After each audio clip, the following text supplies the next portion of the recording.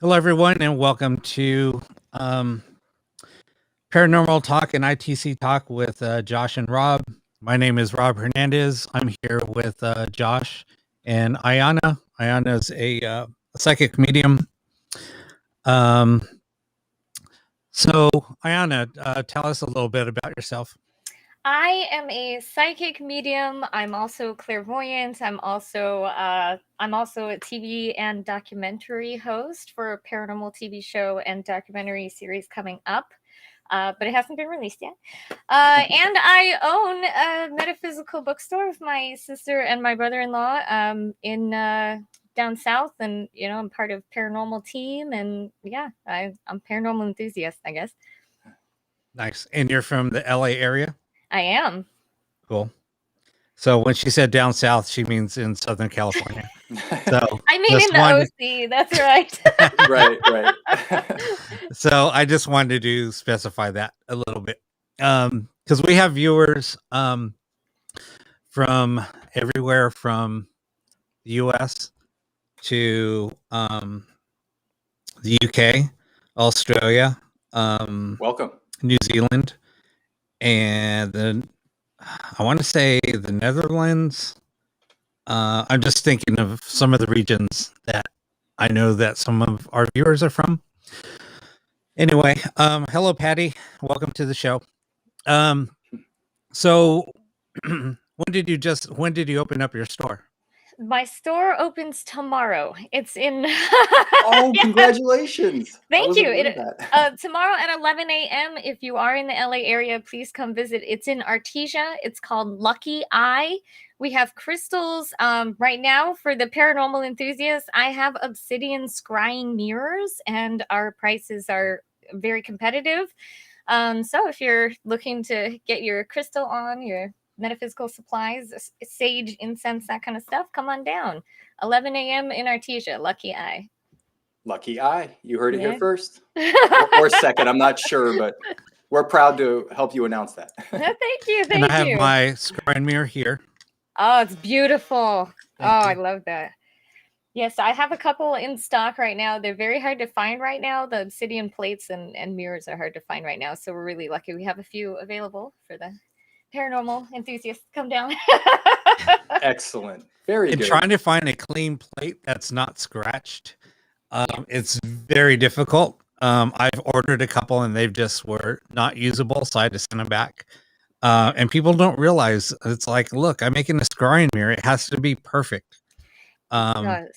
It can't have any blemishes. If it has any blemishes, unfortunately, I'm going to have to send it back. So, and people don't understand that. They just said, no, it's clean. And then you get it and it's all scratched.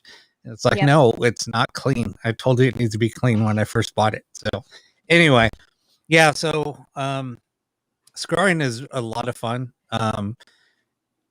It's different. Takes a lot of meditation.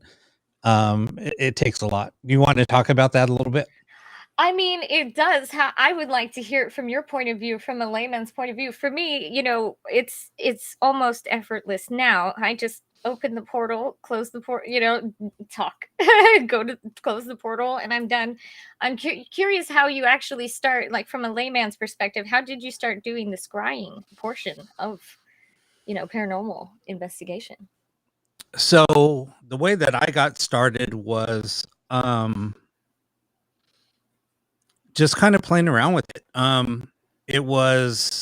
was looking into, because as everybody know, and this is exactly where it started. I was looking for different types of communication, different tools to communicate. I was using the ghost box.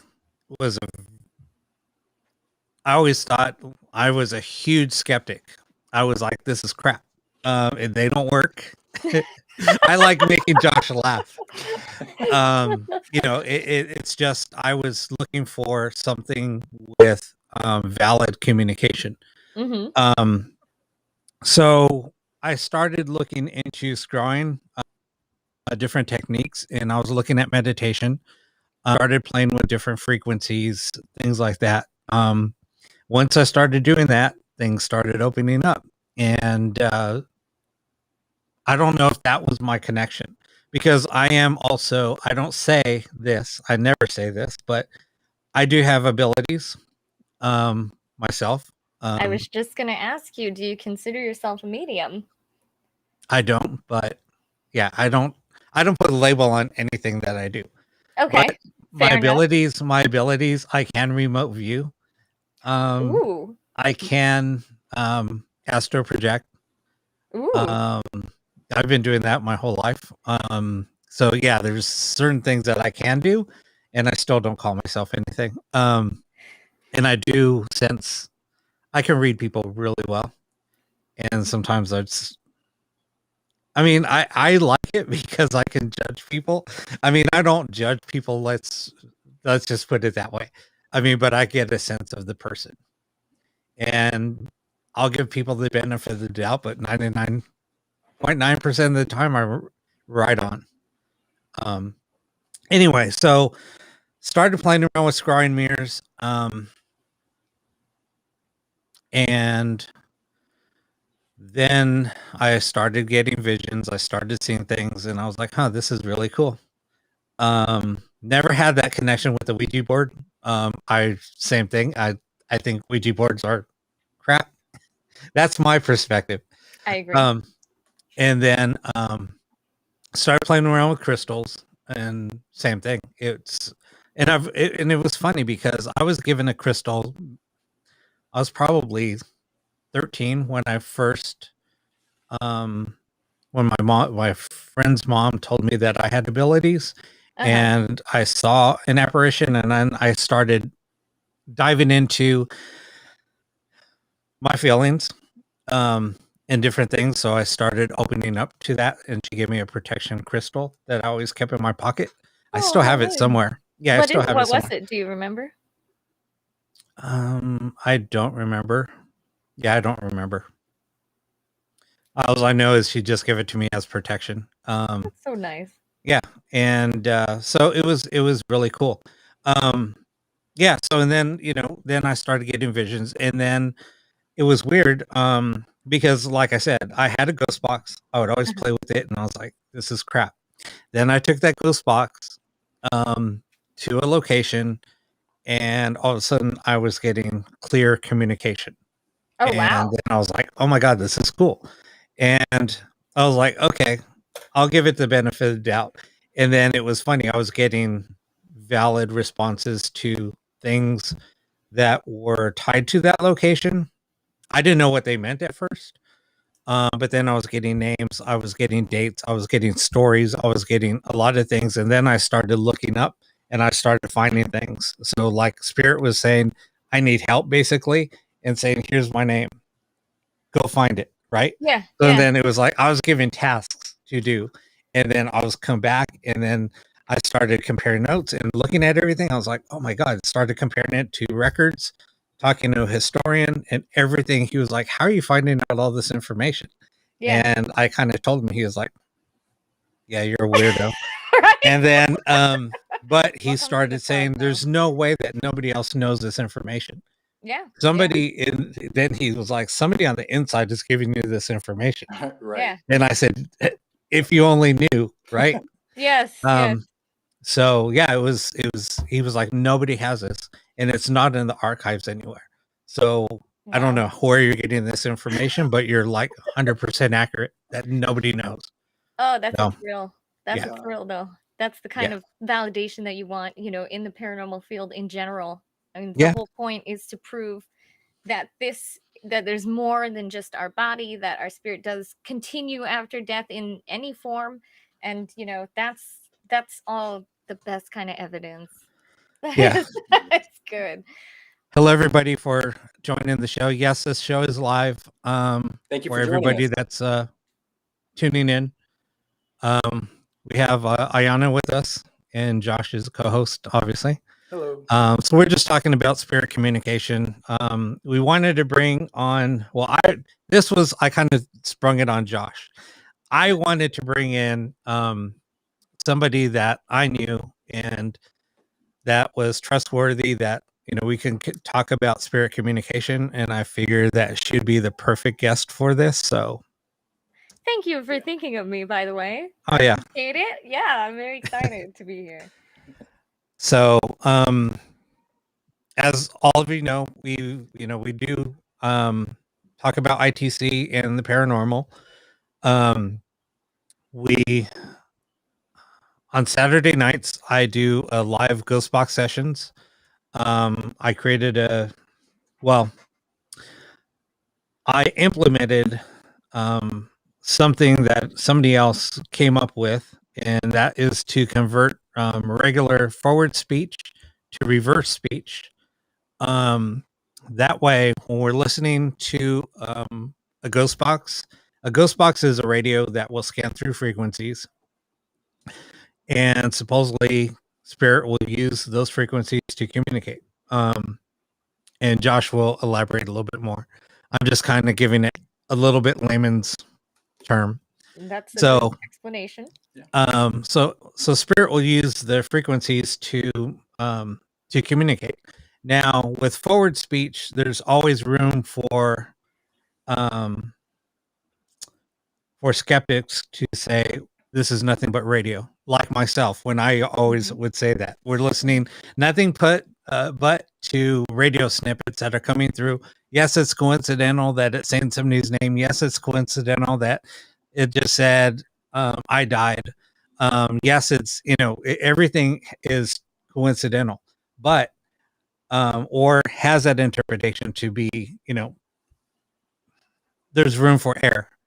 So with doing reverse speech, there is I will give you guys a little clip on what it sounds like. So basically, when you're listening to audio that is coming in 100% reverse speech, there is no way that there should be any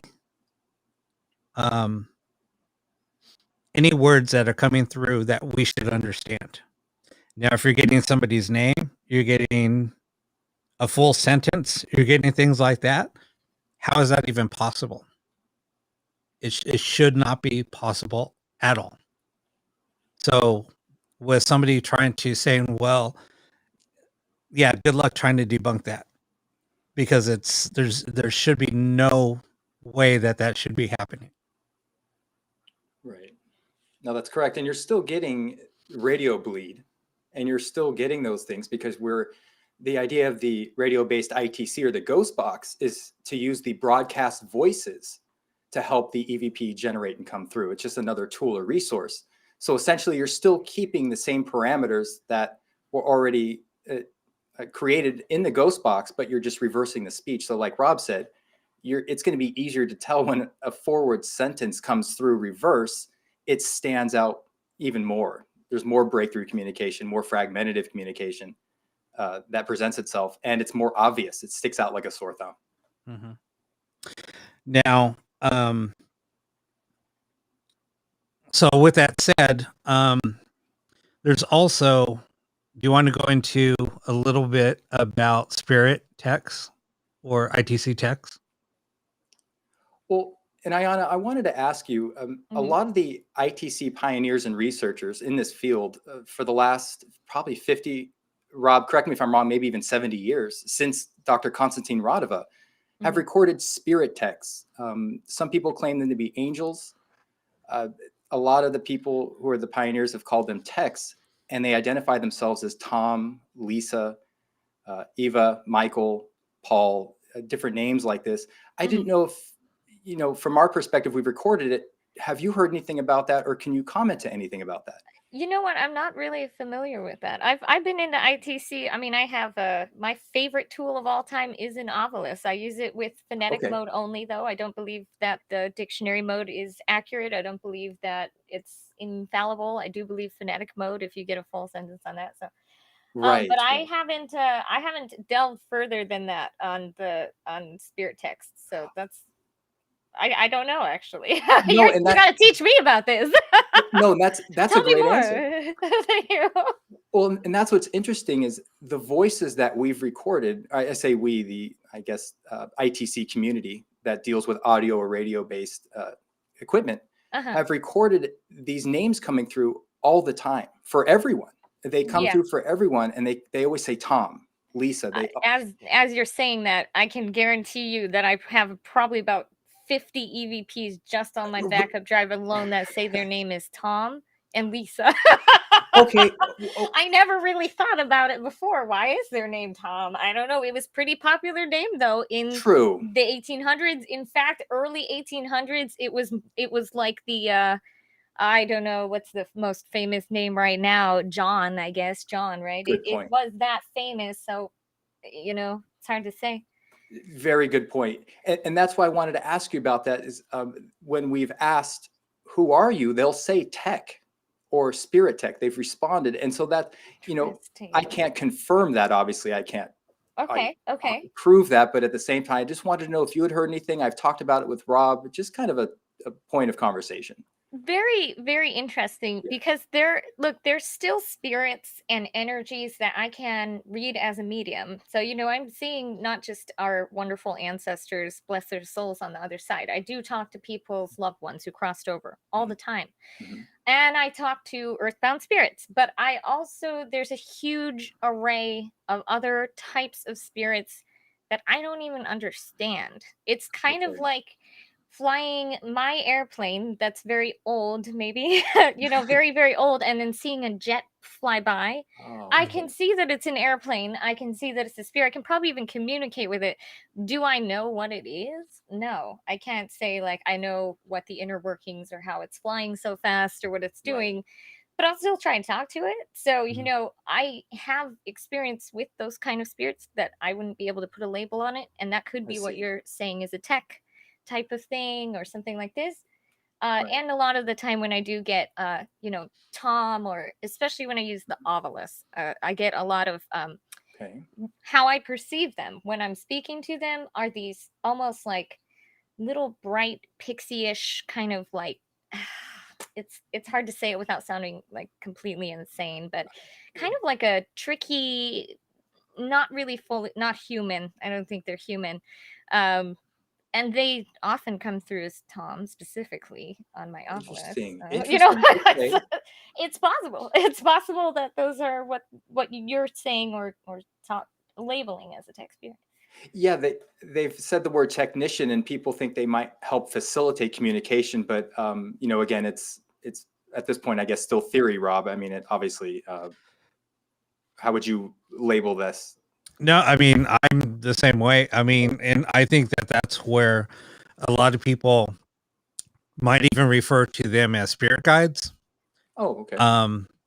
That's how I would perceive it when people are talking about spirit guides, because that's basically what they do is they help with the communication. They help facilitate that communication. Oh, interesting theory. For me, a spirit guide has to be attached to someone as something that watches them or pushes them to a specific direction, because there are certain spirits that are attached to us by birth, essentially. Okay. And so that's how I see spirit guides. But you're right, there are certain spirits I think do facilitate communication, but sometimes it's just the medium.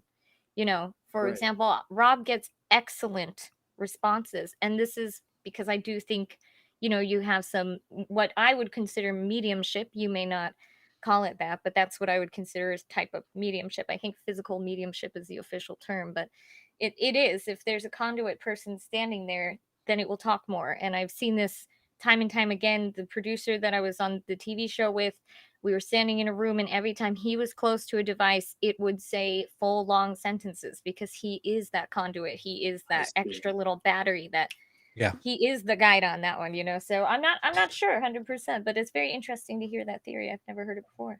Well, with that, let's ask you that. I appreciate that. Yeah, no. And with that said, here was the thing. So I used to host a show on Tuesday nights on the radio. I had my podcast for a few, maybe about 6 months or so. And then I wasn't feeling it. Because there's so many people doing podcasts on the paranormal, I just wasn't feeling it. So I said, you know what? I'm going to take a break. So I took a break. The owner of the radio station, or um, the owner of the site, was asking me to come back. And I said, you know what? I'm just not ready. I have to come out with something that I feel is going to be worthy to come back. Um, and I just didn't know what it was. So something was telling me, you know what? You got to do this, but this is how you got to do it. You have to do it online. You have to do it, like a video type of show, um, like a streaming show. And it was weird. These were just everything. Like, it was almost like somebody was talking to me, right? So I was being guided and pushed in this direction. I know. See, and like you said, and like what you were saying, yeah, it's going to make me sound crazy, whatever. Right. But so I said, okay, wait a minute. This would be kind of cool, and nobody else is doing this. I could do a live ghost box sessions, and we can just experiment with ghost boxes, right? So we started sessions online, and then people were asking to contact with their loved ones. Right, and I'm like, oh my God, I'm really stepping out of bounds here. People are going to think, oh my God, what the hell's Rob doing? He thinks like he's going to help these people, and these people are going to think that they're trying to communicate, their loved ones are communicating with them, this and that. And I was like, oh my gosh. But here was the thing. So we were doing some people, and I said, look, if anybody has any questions, I'm open. This is your guys' show. I'm just a facilitator. That's it. Right. Yeah. So we started doing ghost box sessions. People were asking questions. Is my mom there? That just passed. Is my dad there? Does anybody have any messages for us? And I felt like I was stepping out of bounds, but I did it. All of a sudden we were getting responses, and I'm like, I was just sitting here like, I'm going to be honest. I was like, what the hell is going on? Right. And but I had to play it cool. So I'm just playing it cool. Like, okay, I'm just going to do whatever. And I'm repeating what I'm hearing. And people are like, oh my God, that was my dad's voice. And he said my name. And I said, yeah. And if you look, because I'll start typing out whatever I'm hearing. Other people type out what they're hearing. And when you see like 4 of us typing the same thing, it's like, oh my God, you guys are hearing this too.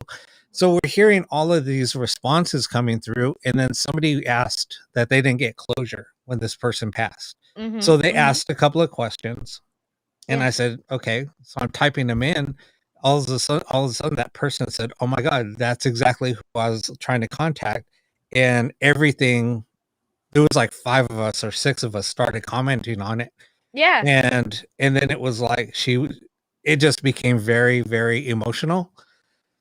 And then I was like, holy crap, maybe we're onto something. Yeah. Maybe this was just a fluke. Oh, and then we're getting, because I have, 4 spirits here, and there was a little girl here. She was coming through like crazy, and she was just like being chattery. And it was funny because people are like, no, it's coming from your mic. It's not coming over the ghost box. It's coming from your mic. Yeah. And then we're like, oh my God, this is weird. And then it got so active in here that it was crazy.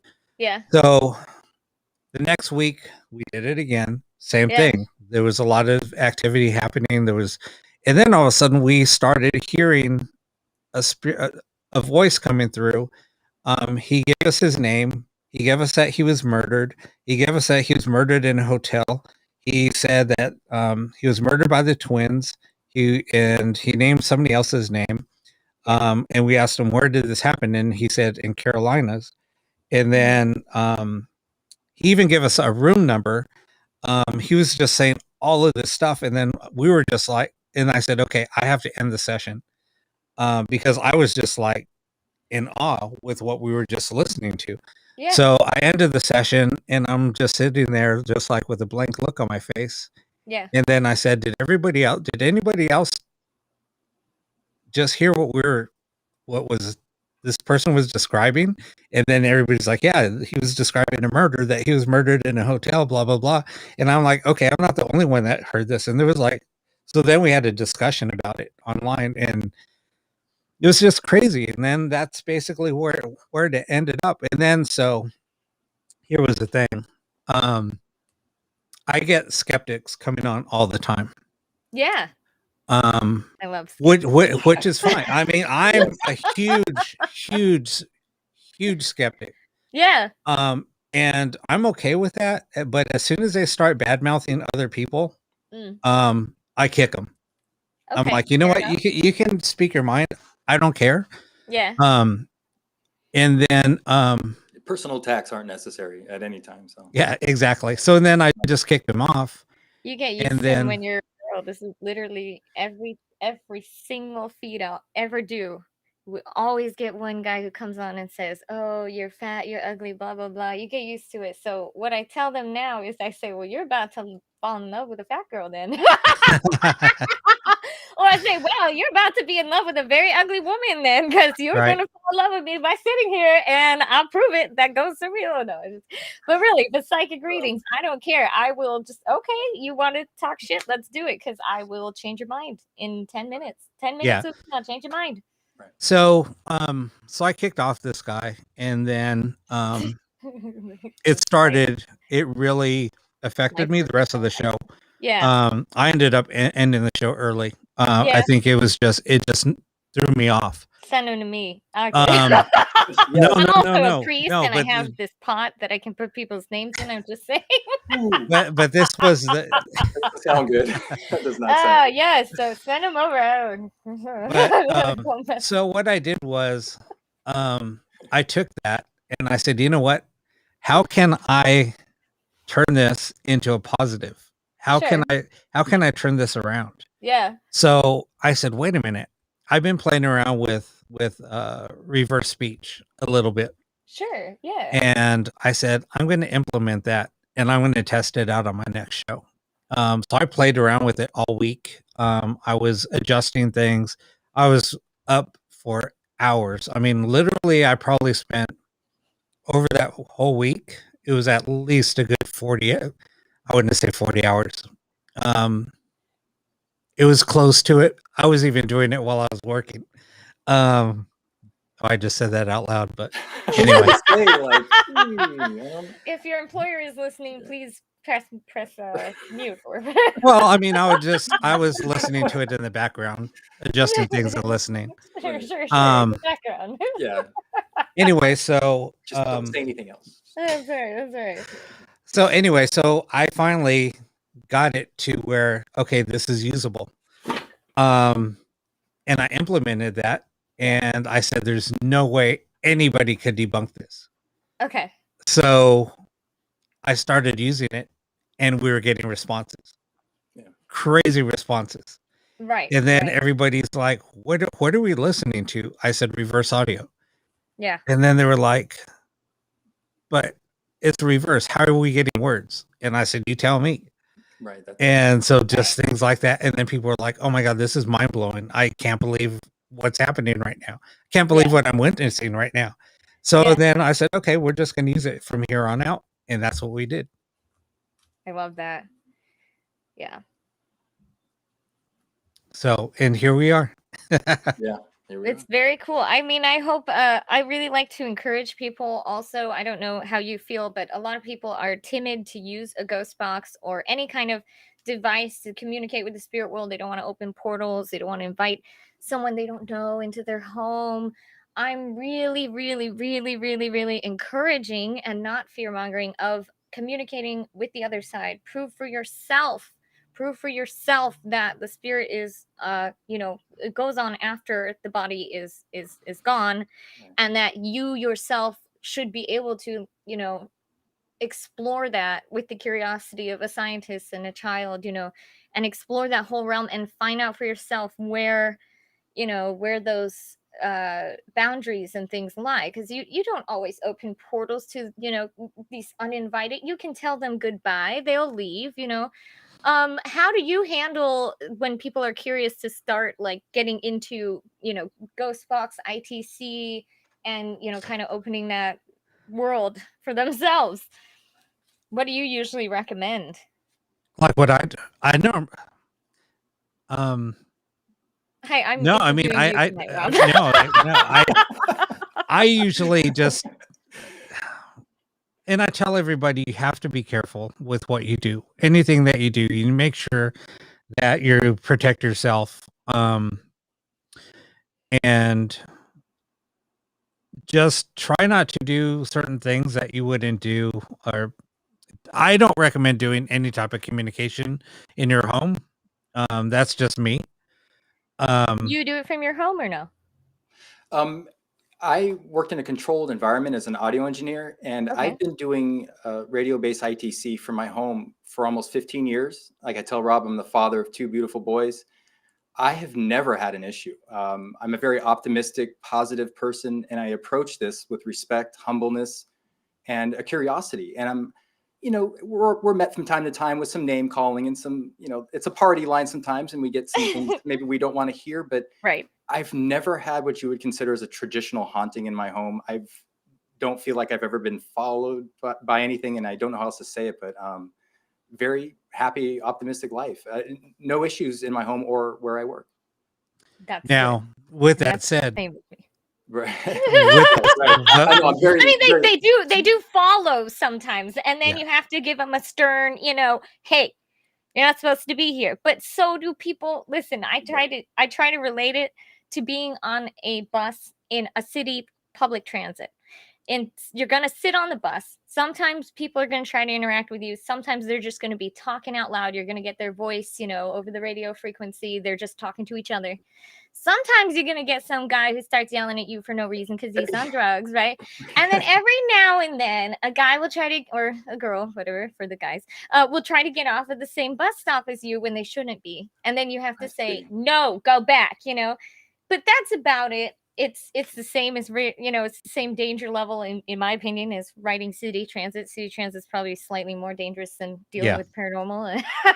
Right. No, excellent point and well said on everything you said. So I try to use this to get people to be more open to exploring that realm, without the fear mongering around Ouija boards, which of course, Right. Sorry to I'm gonna say it though, Ed and Elaine Warren are fear mongers, and they kind of like pushed that demonic blah blah blah, and the fear and don't get into this, you're gonna be too scared, blah blah blah. Right. When in reality, we as humans are kind of we're pretty high level spirits ourselves, so giving them a stern talking to, it works.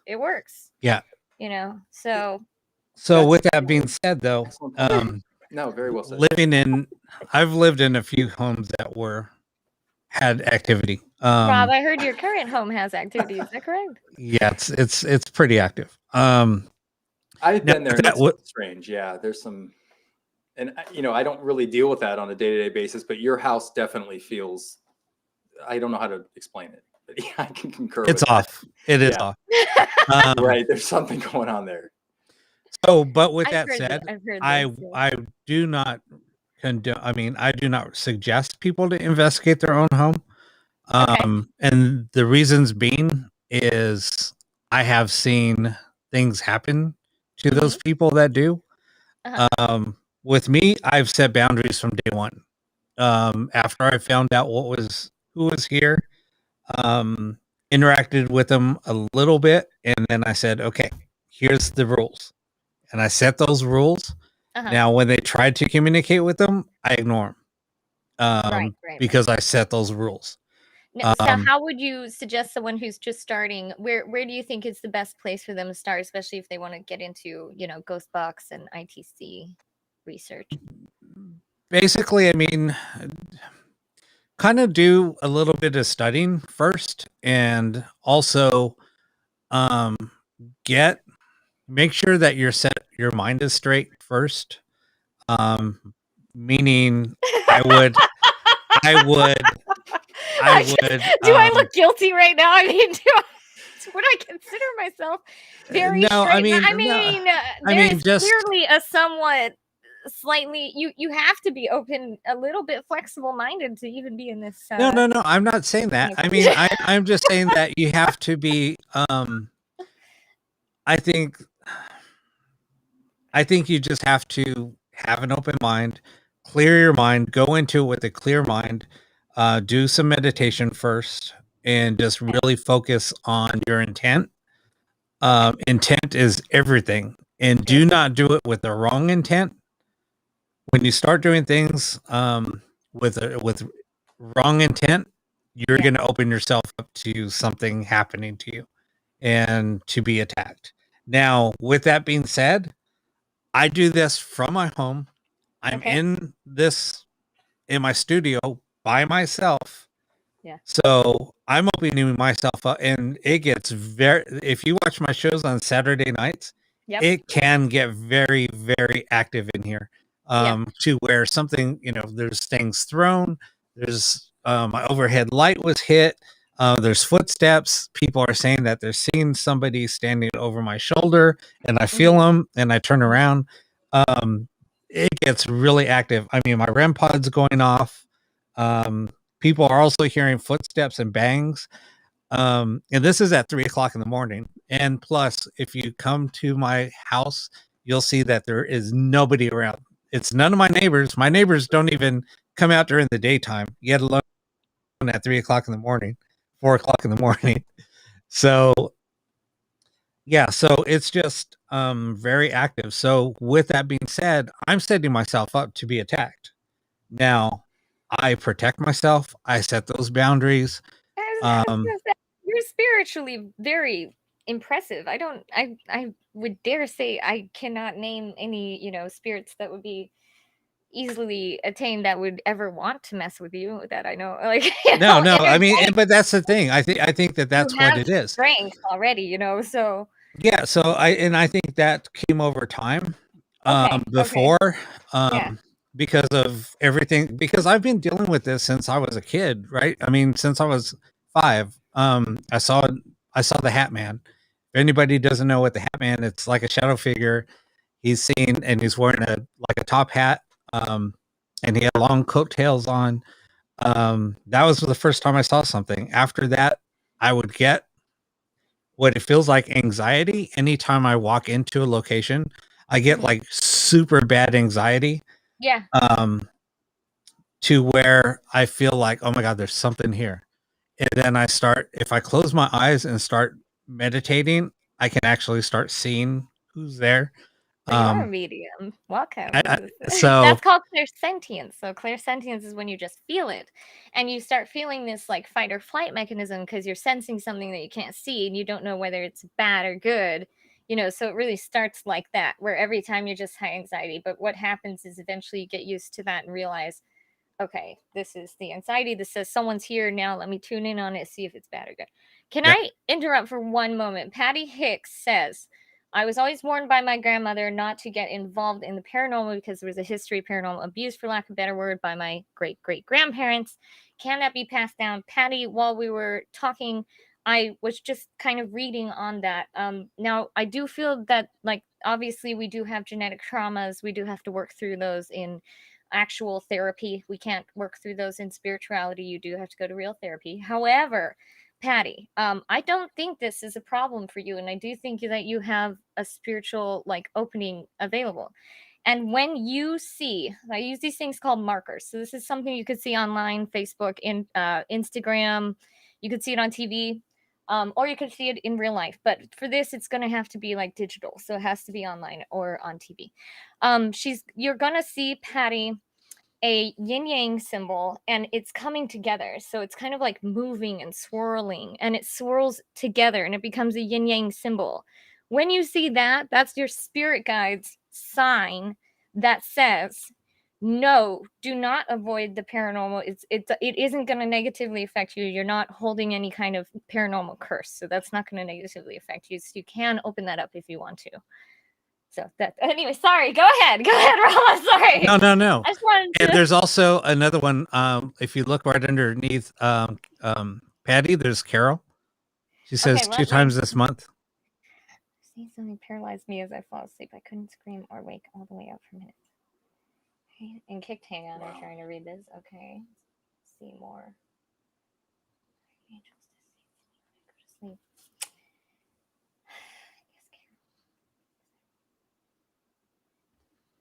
Okay, yeah, Carol. When I look at it, normally I would tell you look at the first things first. You want to look at sleep paralysis. You want to look at the way you're sleeping. Blah blah blah. But I'm asking my spirit guides: is there an entity in the room that's causing this issue? It does look like to me that there is a portal around your room area, probably in It's either going to be in a closet or some kind of dark space around you. And I'm going to tell you to put a salt line around your bed because it does look like it's like a shadow entity. However, I will tell you also that the best way to get rid of them is by confronting them. And if it does scare you, ask yourself, why am I afraid? Get out of my house, blah, blah, blah. And just make sure you use the salt line around your bed every night going forward. And then get some holy water and clean out. It looks to me like there's a dark area. It will be a closet or something where it's shaded, so it's shaded off and it's coming from there, right? So I think, Carol, if you can do that, that would be ideal. Sorry. I just saw this. Hang on. I'm slowly learning. That's probably why. So when you're starting to learn, your abilities, any psychic abilities, this happens all the time to anyone who's very sensitive. They will start to come out to try to kind of like feed on that and to stop you from developing the abilities.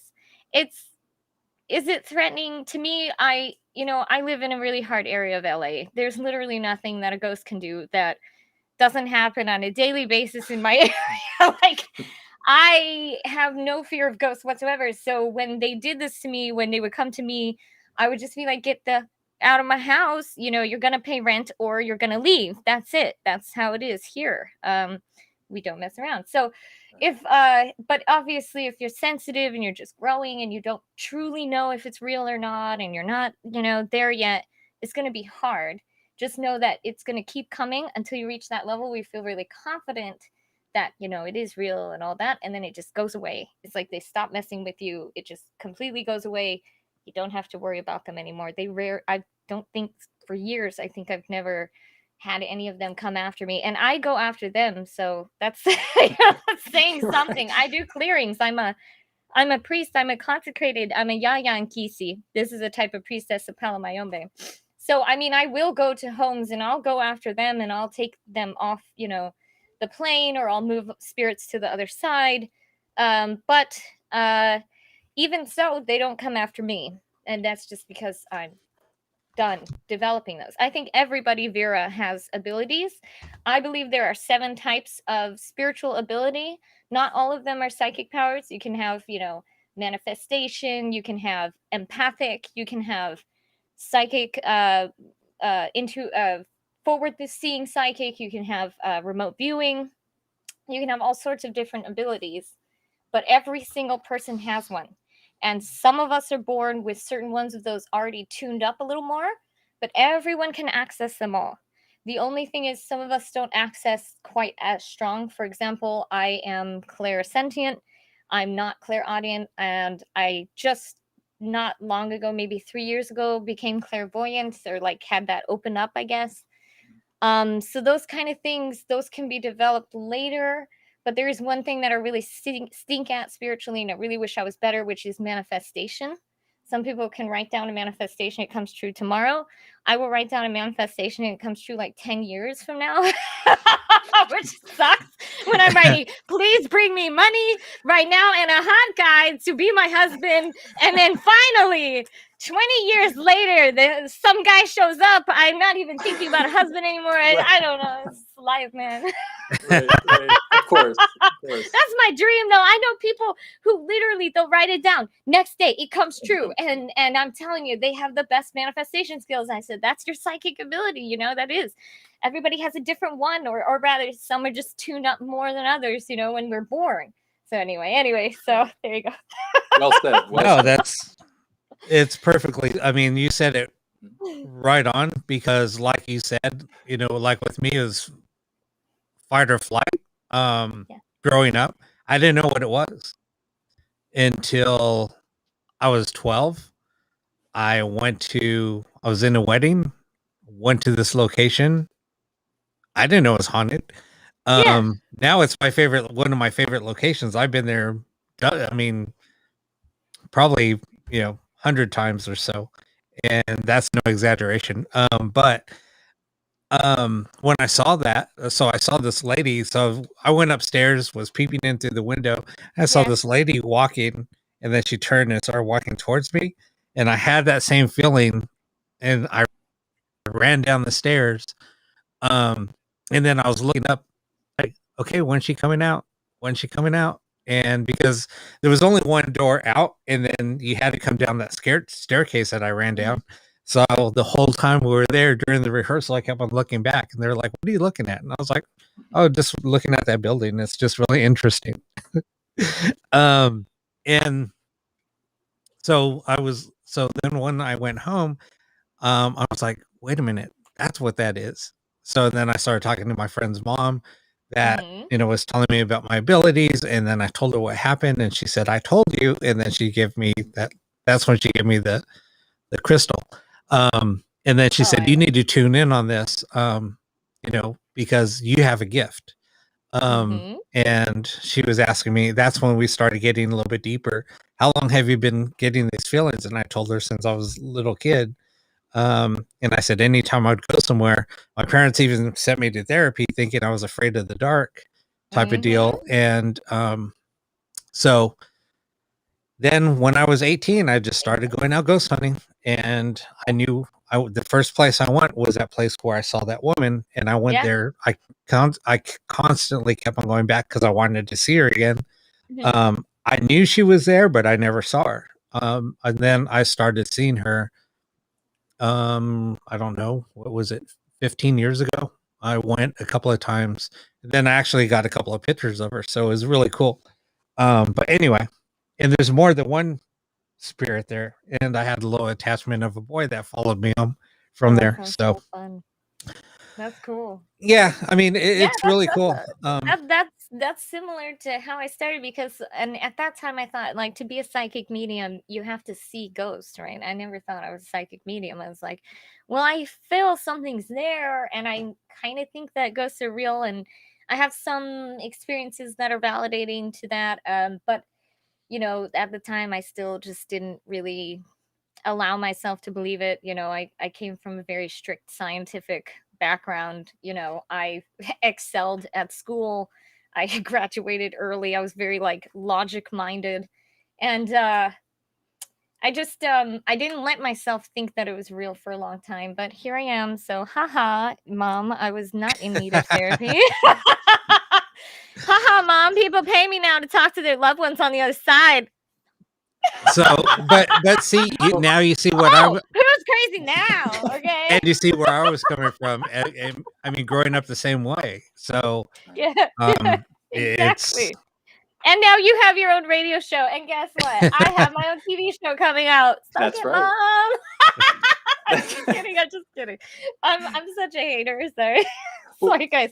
My very special sense of humor is a little different than your normal tuning. Your point is well taken, though. Even with the humor, I understand exactly what you're saying. Rob and I talked on a previous show how we're, at least from my perspective, how much science and religion kind of have in common.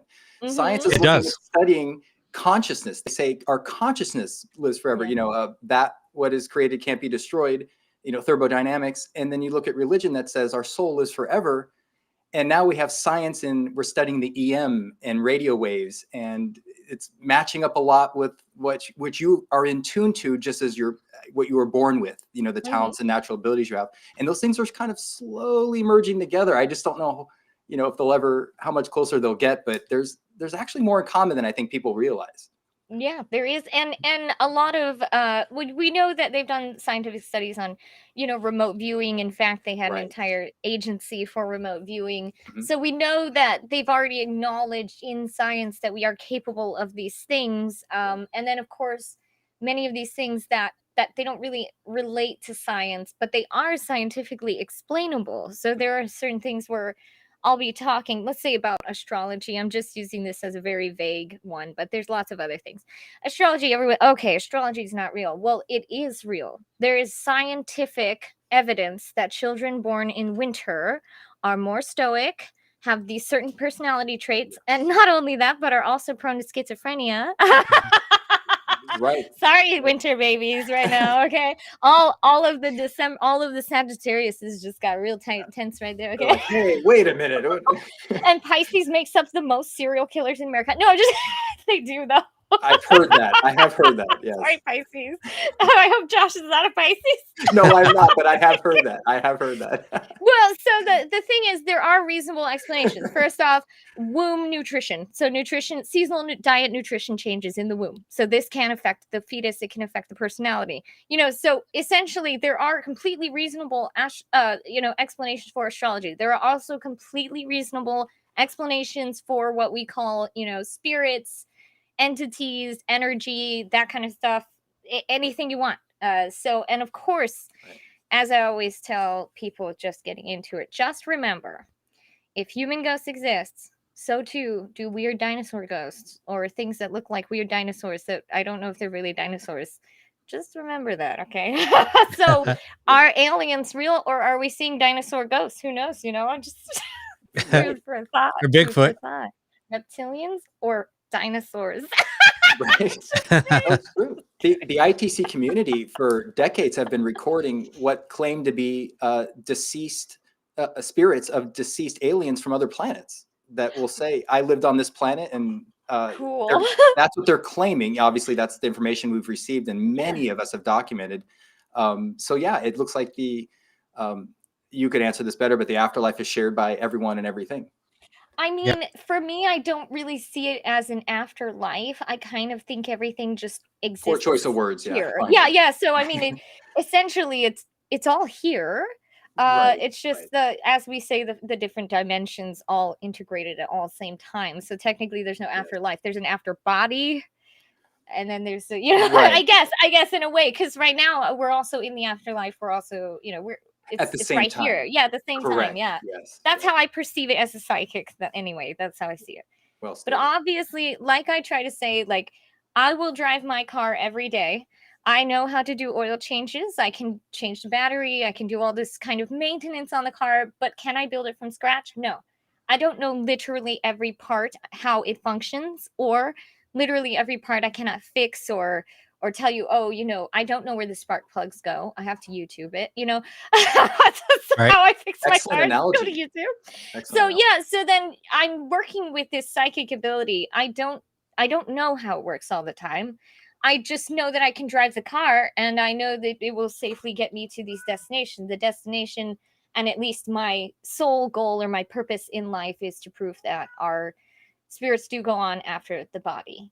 It fails to have life anymore. So that's kind of how I see it. So fantastic analogy. I've never heard it explained like that. That was well said, and it just visualized everything you said. That was an excellent analogy. Thank you. Yeah, definitely. I can still do oil changes though, so I have some understanding. I know doing where the oil oil changes. pan is. Yeah, I mean, I have some understanding. I just don't fully know.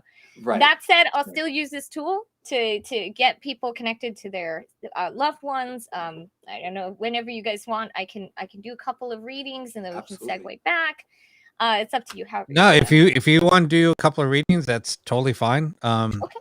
This is just fascinating. I'm in awe. I'm really enjoying listening to how you're describing this and explaining this. It is fascinating. Thank you for your time. Thank you guys for having me and listening to me. Blah blah blah.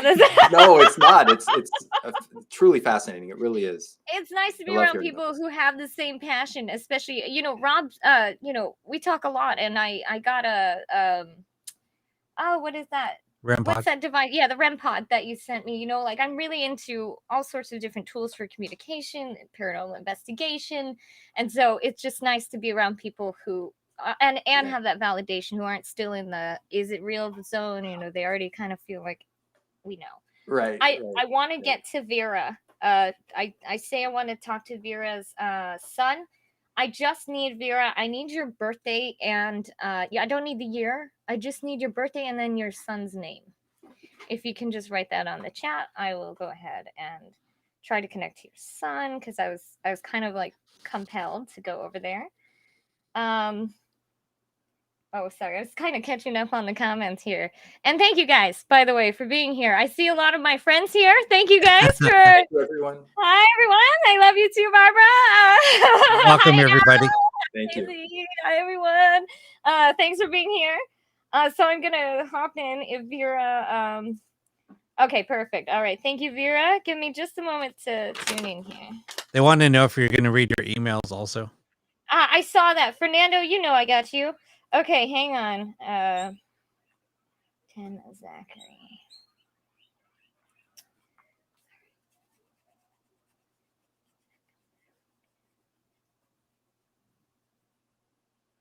I will tell you the first thing I feel, Vera, is he's a little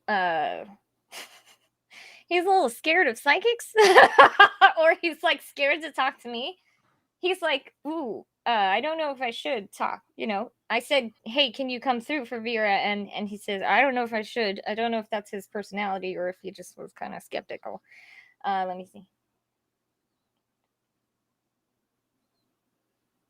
Yeah, he's got a feeling of like deep-seated fear, maybe about, I'm not sure if it's about spirituality or not. I just know that he's showing me this fear is the first thing. Go ahead. Anything else?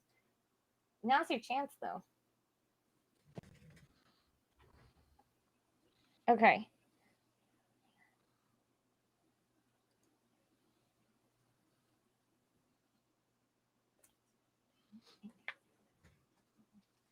What I'm seeing, at least how he's presenting on the other side, is he's a little bit lanky. He's tall. Well, by my standard, he's tall for his. I'm not sure if he's tall for his age or if he just looks very lanky. And then he showed me a little bit of hesitation, like, oh my goodness. Okay, anything you want to tell her though, because you got a chance right now. You guys speak faster. Okay, he shows me a some kind of sporting jersey because I do not do sports. I do not know. It's in passing. He's showing me like some kind of light colored sporting jersey with maybe a basketball or a ball near it. I don't know sports. Sorry, Zach. Sorry, Vera. I don't know my sports. It looks like a jersey. It looks like it's part of a uniform. Okay, go ahead. Anything else? That's the first thing he shows. Okay, go ahead. Huh. One more time. I need it more clear though.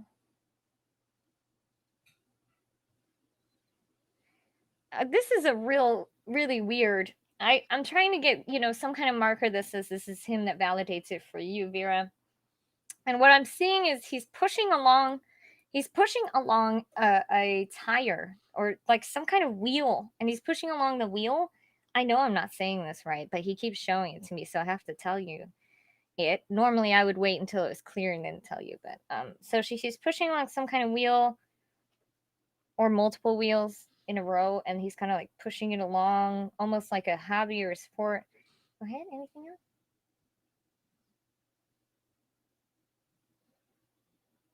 He again shows me a sense of fear or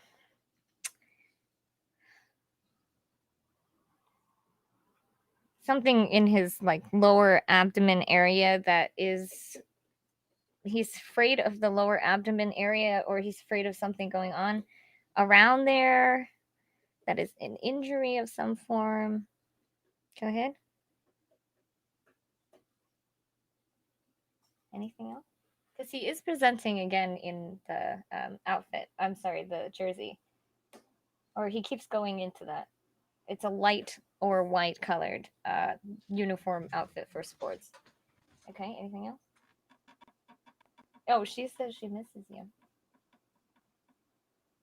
He says, but with like a broken heart, because he's kind of brokenhearted, because I feel like his heart aches for you.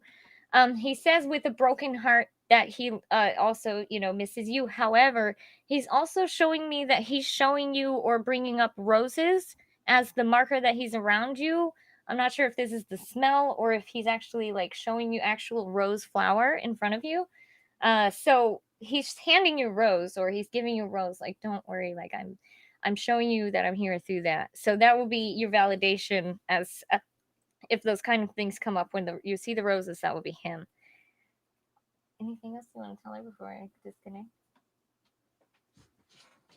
I don't know. He keeps telling me something about a lucky number, but I can't find the lucky number. Oh, good. She says yes, he does. Okay, yeah, he's really sweet, and he's so compassionate and loving, and also hesitant to. I kind of think it's good. He's hesitant to talk to me. Can you imagine some girl like calling for you, like, "Hey, Zachary, come here. I can talk to your mom." You know, I don't know. If I was a girl, I'd be like, "Oh, okay. Sure, you can. Okay." Anything else? He's showing me something about a key or some kind of tiny key that would have been left behind. It's a lockbox for something. It says something about honoring with a key, tiny little key, and he's jingling the keys. Anything else? And that's it. And then he's sending you a rose or a flower. Like he keeps showing me these roses. Like, here you go. Like the rose, you know, like sending you that rose. All right, so that's for you, Vera. Thank you for letting me read it for you tonight, by the way. How sweet. Thank you, by the way, Coolies. Hang on. Coolies, Cantan of Ska. Oh, okay, Coolies. Cantan of Ska. Thank you for being here. By the way, from all the way from Australia, she said. Thanks for thank being you. here. Yeah, what an honor. She said she's a medium from Australia. That's so sweet. You're so welcome, Vera. All right, let's see. I'm gonna go up if you don't mind, or if you want to talk about. Please. No, that's fine. Please go ahead. Okay, let me see here. I'm scrolling up. No, you don't need any email. Let's see. Carol, I kind of gave you a reading. That reading, I do want you to keep an eye out for that yin yang symbol. That is the message I think your spirit guides want to get through today. Now, remember also that spirit guides, some people call it your higher self. Some people don't believe that there's actual physical guides around us. They just say it's my higher self. So whether you call it angels, spirit guides, or your higher self, either way, I don't mind, just use whatever term you want, whatever you identify with. When I say your spirit guides are saying this, it could be your higher self, it could be your angels, however you want to interpret that. Okay. Let me see, Carol. Okay, so yeah, just know that you are ready, Carol, for that. Let's see. No, our knowledge, infinite, blah, blah, blah. Okay. I've seen ghosts of trees, Nora. That is super cool. I think that if I saw ghosts of trees, it would be overwhelming because there's so many, Anyway, sorry. I just noticed that comment. Okay. Oh, Carol, I feel for you. I lost a lot of friends and family in 2022. You sense anyone drawn to me? Okay. Chimera, if you want to send me, your birthday, I'd be happy to read for you because I do see you. I do want to read for you. And Michelle Everts, if you want to put in your birthday, and if you want, I can do mediumship. I also do psychic readings. It's just up to you if you want. Okay, Christy, also just let me know your birthday, and that will be the list for now. Chimera, Michelle, and Christy, just let me know your birthdays, and we'll go in order. And while we're waiting for their birthdays, oh, Christy with the birthday right there. All right, we go. Virgo Queen over here. All right, Christy. 919, and she wants to know what messages Spirit has.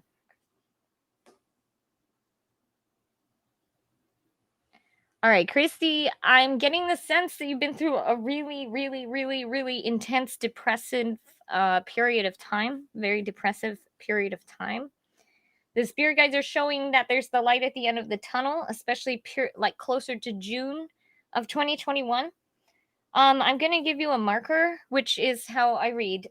So this will be something that your spirit guides will show you on TV, Instagram, Facebook, wherever, or just around town, and something you'll see that is their sign that things are about to improve. So it's their sign to validate the reading. Things are going to improve. It looks like it's around June. It's almost like clouds are like this right now over your head, and then they just come apart, and finally the sun comes through. So that's what I'm getting right now. Hang on just a second. What is the marker for that things are about to improve? Okay, you're going to see very archangel style. This is pretty pretty archangel style. You'll see two swords, very beautiful silver swords. They're crossed like this, and they just come apart that you can hear them. So it's the sound, like it's angelic almost. It's like a warrior, you know. And when you see those swords parting, and it's a very specific silver sword, you know, specific set of swords, that will be your sign or marker that things are about to get much, much better for you. So that one is for Christy, who is September 19th. Okay, because I can tell things are a little hard. All right, Chimera here. Chimera, March 28th. All right, let's see. Does anyone want to come?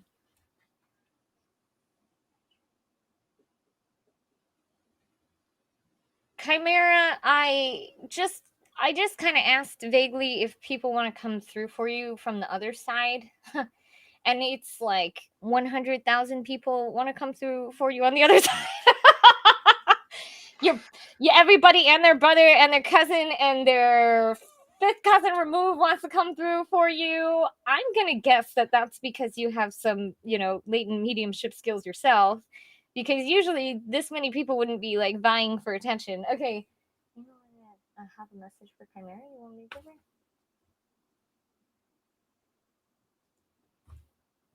Oh, yeah. You're gonna see, it looks like it's a lotus, a white lotus, and it blossoms. I'm sorry, it's not a lotus. It's an orchid. I don't know my flowers. I'm sorry. It's an orchid. It's blossoming. It's like, so all of a sudden it just blossoms or blooms or whatever.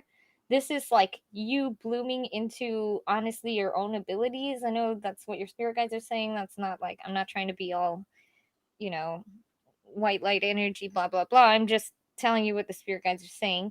So they're saying that's you kind of like opening up your own, so you don't really need my help.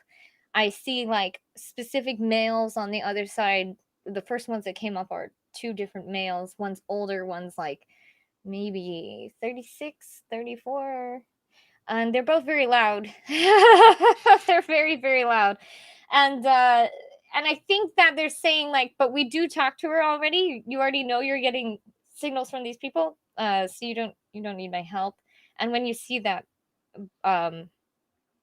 whatever it's called, sorry, the orchid bloom, that's going to be when you're kind of opening up your own spirit terms.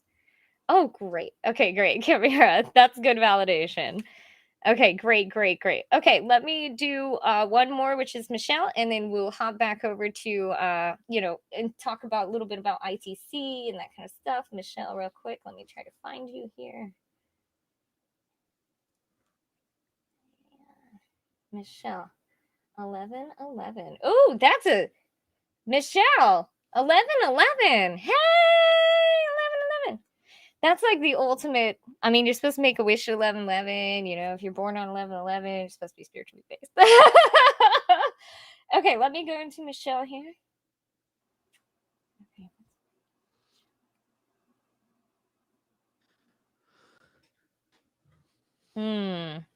I'll tell you what, I feel a lot of confusion around you, Michelle.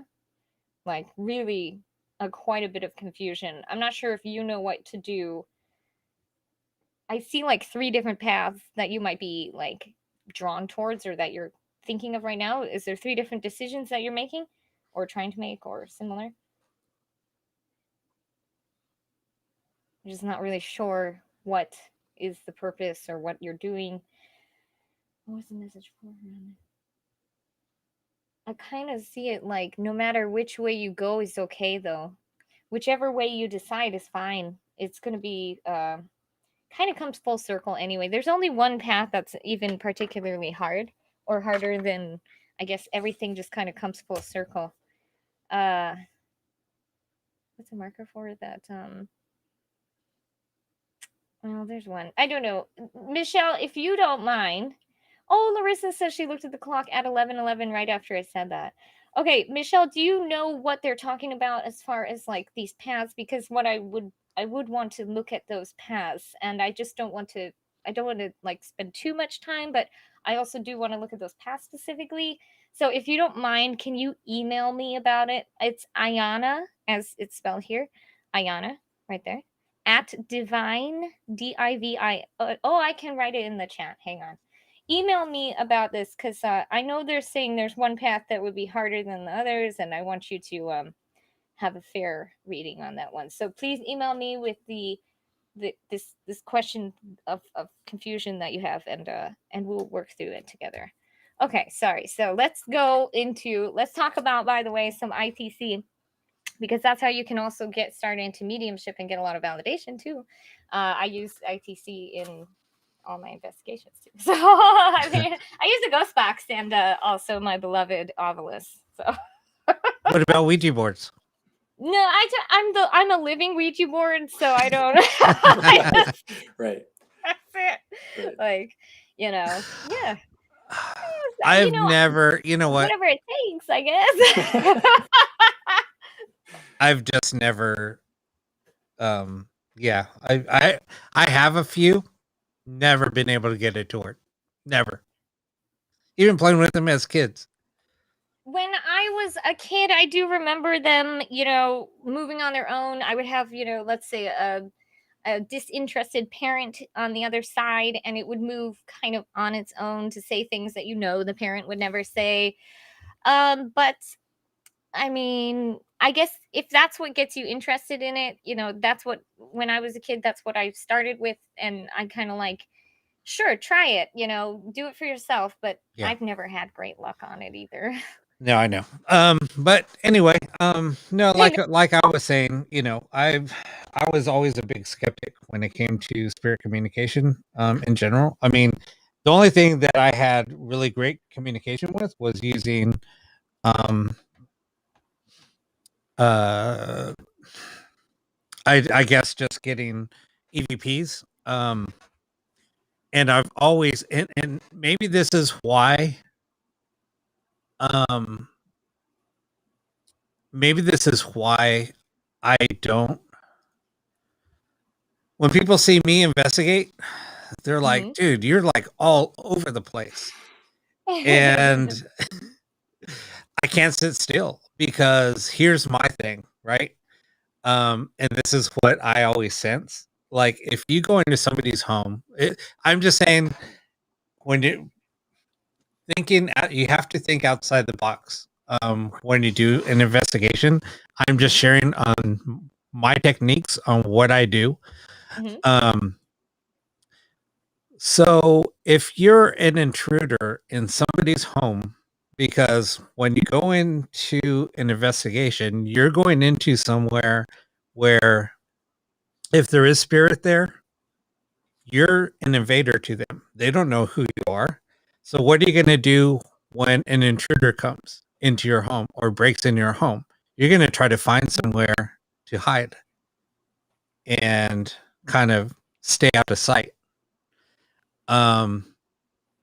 So then when people start moving from room to room and sitting around trying to do an EVP session, things like that, what I have felt and what I have captured is they're always standing in another room, watching, observing on what's going on. And then all of a sudden, like, we were doing an investigation one time, and I talked about this before. I just find it funny because it was in a huge location where it was surrounded by windows and everybody can see me. So, and then I was running into the location, then back out, and then back around, running across a room, running back out of the room, and running around. And people are like, what the hell is he doing? Too much coffee before the investigation or something. And then they're like, so somebody finally got up from the group and came out. They're like, what the hell's going on with you? What's going on? And then I said, you're not going to believe this. And then they're like, what? And then, so I was like, hold on, let's go in. I got to show you guys this. So, and I got it on the recorder because I had to record it, because I always have a recorder always playing, right? So I'll walk in somewhere, I'll just timestamp it. We're at so-and-so. We're starting the investigation. It is blah, blah, blah. And I'm recording now. And then I'll just just leave it on, and then I'll just carry it around. So this is going on, and I saw this figure because I just start. I cannot sit. Like I said, I can't just sit in a room sitting there because I'm not feeling anything. I was like, there's nothing here. So then I'll get up and I'll start walking around. I use my feelings, right? So anyway, I walk away from everybody and I'm like, oh my God, there's somebody standing kind of like behind me, but to the left, right? So I look back and I was like, how can I get over there? So how can I get around them and kind of sneak up on the other side? So I kind of saw what was, and I turned around, and then all of a sudden I was getting ready to make my move, and then it like tore off running, like it sensed what I was going to do. So it tore off running, and I saw it. So then I started chasing it, and the floors were wood floors, and I'm like running after this, and I see a shadow, and then I saw which way it went. I went that way, and that's where everybody started seeing me. And then I was like, damn it, where did it go? It's gone. And it came up right behind me and stood right over my left shoulder and said, get the F out. Nice. And then I'm like, okay. So I went, and that's when finally somebody came in, and they startled me because I just heard that. And then all of a sudden they were like standing next to me. And then they were like, what the hell are you doing? And then I said, you guys didn't see that. They were like, no, we just saw you like a chicken with their head cut off, just like running around like a madman. And then I said, no, you guys got to hear this. I know I got it on because not only do I carry the recorder, I have headphones on, and I have it plugged in so I can mic it, and then I could just hear everything that's going on. So I said, okay, here, let me play it back. So I stopped the recording, and I just said, end recording, blah, blah, blah. I rewound it, and I said, listen to this. And when I was playing it back, you can actually hear the footsteps running away from me. So they were like right there, and you hear them that they were like running in the distance. They were right there, and then you hear them like pulling away, like it was running a lot faster than I was. And then they were like, wait a minute, those are your footsteps. I said, listen to them. Listen again. Then they listened. They were like, wait a minute, those footsteps are like getting further and further away from you. And I said, exactly. And then I said, keep on listening. And then you hear me, where the fuck did it go? And then I'm like standing there, and then all of a sudden you hear it. And then it just said, get the F out. Wow. And then everybody's like, oh my God. And then they're like, and I said, see, and this is why I don't like sitting around, because it's like when, and they said, this happens so much. No wonder why you don't sit around and just hang out with us, and you're always off doing your own thing. And I said, yeah, because when you guys are sitting around and doing this, I'm not feeling anything. I'm trying to find where I'm feeling things and trying to document things. And then sometimes when I do that, I said, point your camera to the left, take a picture. And then they'll take a picture, and then they're like, holy crap, look at what I just got. And there was like a shadow person standing there.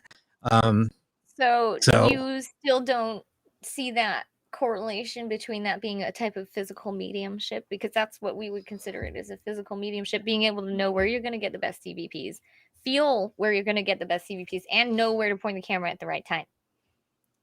I knew that it was something at one point. That's by the end of this, Ron Fernandez, psychic medium.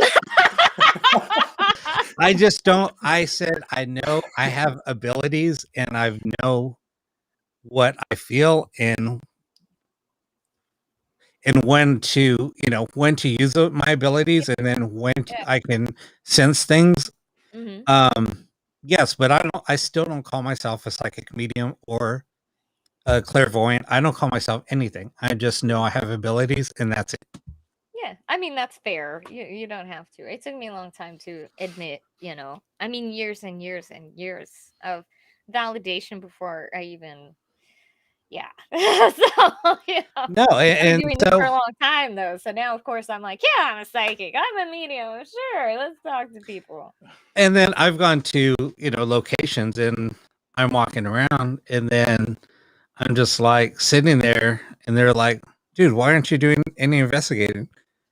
I'm like, I don't know, I'm just bored, right? I don't want to say anything because I don't want to ruin it for anybody else. Yeah, Because I'll yeah. do a walkthrough, I'll do several walkthroughs, and then I'm Mhm. like, I'm not feeling nothing. There's nothing Yeah, no, here. I look as a psychic, you come into that too. I was filming for this documentary in Colorado, which is going to be out eventually. I don't have many details that I can share, but we filmed it in Colorado. We went out. It's so cold. We went to literally this town that is the coldest town in the landlocked states. So it's not obviously excluding Alaska. It's literally the coldest. So 7 degrees.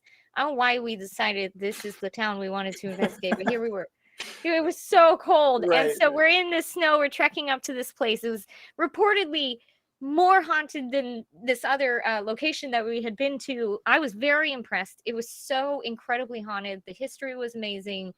Colorado is absolutely beautiful. It was terrifying also because we kept hitting ice on the way there. And oh God, I thought we were going to die on the ice and I was going to become a ghost and then ghost box session with Rob. And that's how it was. Right. I'm here. I slid on ice in Colorado, but now I'm here. I swear this is going to be a ghost box section right here. But anyway, so we go there and they're talking up this house, this old house on the hill. It's this white haunted house. That's not the official location name, but that's what I'm going to call it. Right. So they keep telling me, oh my God, just wait till you go to this house. Wait till you go to this house. And I walk up to this house and I'm like, oh, it looks creepy. It's going to be so good. And I go in and I'm like, what?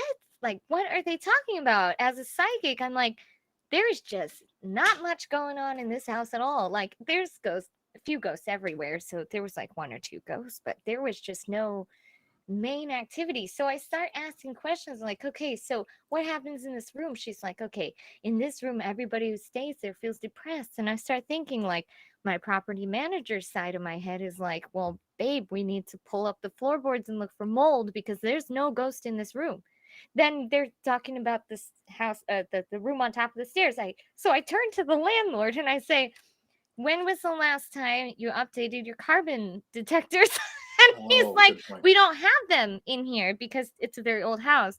And I was like, yeah, I have a feeling that it's all collecting in this room. And that's why they're feeling these specific things because there are no ghosts in here. There's no ghosts. But the things they were saying, can also be, the other, it has to be a logical explanation. There's no ghosts in there. So Right. you have that, especially if you're a medium, which now you're welcome to say it, Rob, Do I have to call you a medium now? You're just Rob to me. So Exactly. I'm not going to call you anything I mean, special. I don't think because I think so many people are mediums and they just don't really recognize the feelings that they're getting. And so many people are spiritually gifted. I don't think it's not saying much to say, okay, I'm a medium. I only say it so that people know and identify what I can connect with because I do forward facing readings and I do readings to the other side of the people on the other side to connect with them. So that's the only reason I do it that way. I mean, Yeah. certainly Yeah. you don't have to title it. Everybody's spiritually gifted in some ways. No, I know that. You I know know? that. So, but I mean, just with all of that said, and like what you were saying earlier, I think us to do with my abilities and connecting people, doing live ghost box sessions, things like that, connecting them with their loved ones and things like that. I mean, with what I've experienced, and I was kind of talking to Josh about this off camera. I think a lot of it has to do with abilities and things like that, because some people are use psychokinesis to communicate or to make that communication, right? Yep. Some people can do it and some people can't. Not everybody has that ability, so that also has to do with that type of play. And once I opened up my abilities in scrying, I think once I opened up that door for myself, then that's when everything else started falling into play. Because there was a lot of things with my abilities. I mean, because I was like everybody else. I was all over the place. Well, let's Mhm. just hang out in this area, in this house. Let's try to get some evidence here. Let's try to do that. And it wasn't working. It was like, you know what? We're getting like an EVP here, an EVP there. Coming out kind of like feeling we wasted time, right? And then once I opened up my abilities, and this happened at Lincoln Heights Jail when I was facilitating that facility, that's where everything just was like everything opened up. Where I would just walk into the building and start unlocking doors, and I was like, "Hey, come with," because I didn't like going in there alone because what if there because it was such a large building and such in a bad area. You don't know if there's squatters coming in. You Squatters, you yeah. never know. Yeah. So I was like, hey, I need somebody to come with me because I'm not going to get jumped down in the basement by myself, and Sure. nobody's going to hear me, yelling for help because it's such a large building. So we would walk down there, and I would start unlocking the jail cells, things like that, and then people were like, hey, like you would hear like, hey, look, it's Rob, something like that. Or, oh, it's just Rob, and people were like, dude, I heard like two disembodied voices call your name. And I said, yeah, it's going to happen. Just don't worry about it. Yeah. Just because that's how, and then, but when I first heard that, I freaked out. And then after a while, I started realizing what I opened up by doing all of my techniques and working up to that. And after a while, it was just like, eh. And that's where Right. all of my strength came from, right? Because before I would be like, oh, shit, let's get the hell out and run, right? Like you said, fight or flight. So after a while, it just, I guess, immunity to that just kind of was like, it is what it is. Don't worry about it. The fear, mainly comes from not knowing where their boundaries lie. What can they do to me? I don't know what they can do to me. But once you get used to it and you realize, okay, here's what seems to be their physical boundaries, here's what seems to be my ability to stop them from doing certain things, then you'll become more confident, and you just, I'll go headlong. Maybe I'm a little reckless. I tend to be a little reckless. I am too now. I am too. So that's why I became a priest, so that they can't do anything to me. Right. I did. I literally, I was like, I was being reckless. I got, what I believed was cursed. And so I talked to a palero, which is a palo mayombe. So, and I started talking to, I went, to my padrino's house. And 2 years later, I was a palera. I'm a yaya and kisi. So, and now I don't have to worry about being reckless. I can go be reckless and okay, I can't do anything anyway. Well, I mean, and being in that facility for so long, I suffered from oppression because I did get an attachment. Right. You gotta and deal with those and then do the cleansing and clearing. And it was so bad. I mean, because we would all, as soon as we would get into my car, there was literal banging on my back window, on the side back window. And everybody's like, what the hell is that? And then they would look around. It was like, there's nobody here. And it would freak people out. And it would happen every single time we were leaving. Yeah.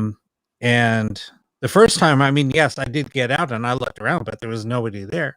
And just because of where it's at, you would see somebody running away. There's nowhere to hide. Sure. Yeah.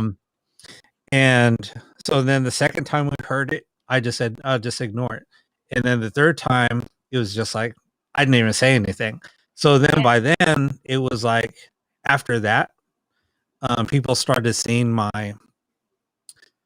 changes in me. Yeah. They were like, dude, you're so, I would get angry on the drop of a hat for no reason. So there was a lot of things I was suffering from. And then, then eventually I said, you know what? I have an attachment. Right.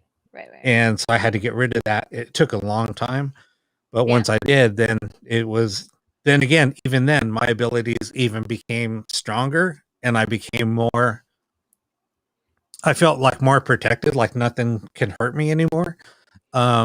and I haven't been hurt or messed with at all.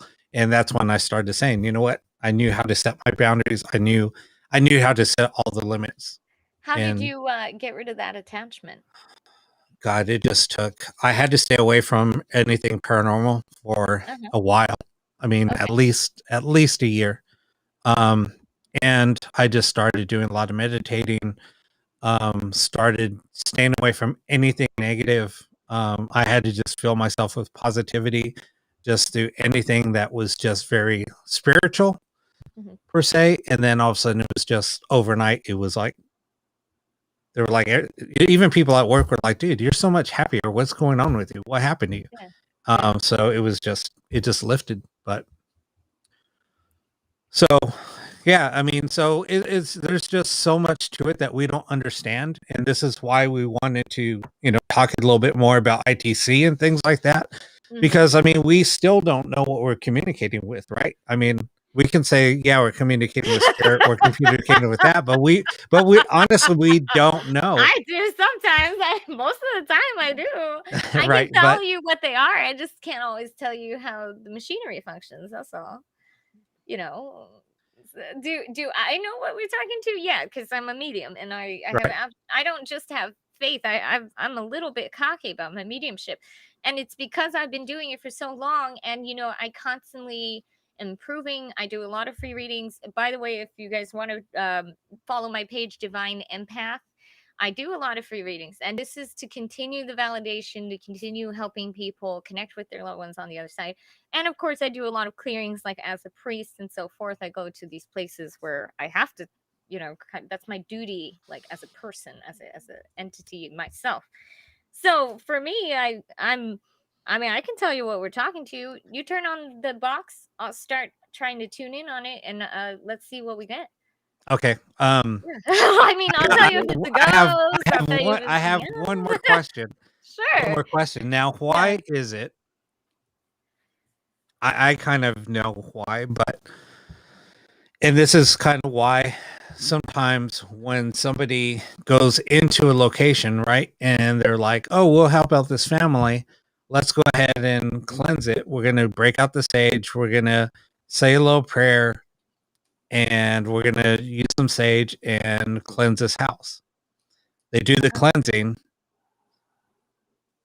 Hours later, all hell breaks loose.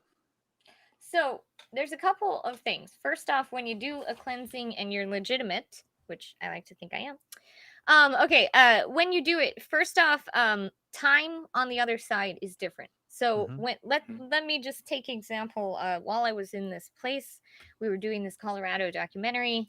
There was a specific ghost that was bothering one of the girls who worked there. I said, okay, fine, I'm going to talk to the ghost. When I'm talking to the ghost and I'm ushering it to the other side, it appears to me to be maybe 15 minutes of negotiation. So I'm talking to it, back and forth. Okay, let's go to the other side. Okay, drop you off with your ancestor, whatever, and got to convince it to move on. But on the other side, that process takes like 2 or 3 weeks of our time. So like when my spirit guides say in a few days, let's say, they'll say like, oh, really soon someone's going to contact you. Technically, really soon to them is like 3 months down the road. So when you do a cleansing, almost always, it's actually true, almost always, the 2 weeks after is almost like the residual battle that you fought while you were on the ground. So while I'm there telling this, entity, well, I don't tell him. I remove them from the earth. So I don't do the sage stuff. I never really went through that phase. I remove them from the existence. But they will fight me during that time. They'll, turn on the water and they'll do this and they'll try to make the lights go out, blah, blah, blah. Okay, fine. And what happens is that whole battle is taking place in an hour here, but it's taking place over like 2 to 3 weeks on the other side. So it kind of residually stays in the air for like 2 to 3 weeks. And then boom, one day it's gone. So all my everybody who comes to me and I say, okay, I'm going to clear your house, but it's going to take, 2 weeks, the amplification of the activity. And that's them like kind of fighting with me on the other side. We perceive time totally different. Right. So that's why you tend to end up with that experience. Now that but said, people who are saging are probably not doing it right. So no, saying.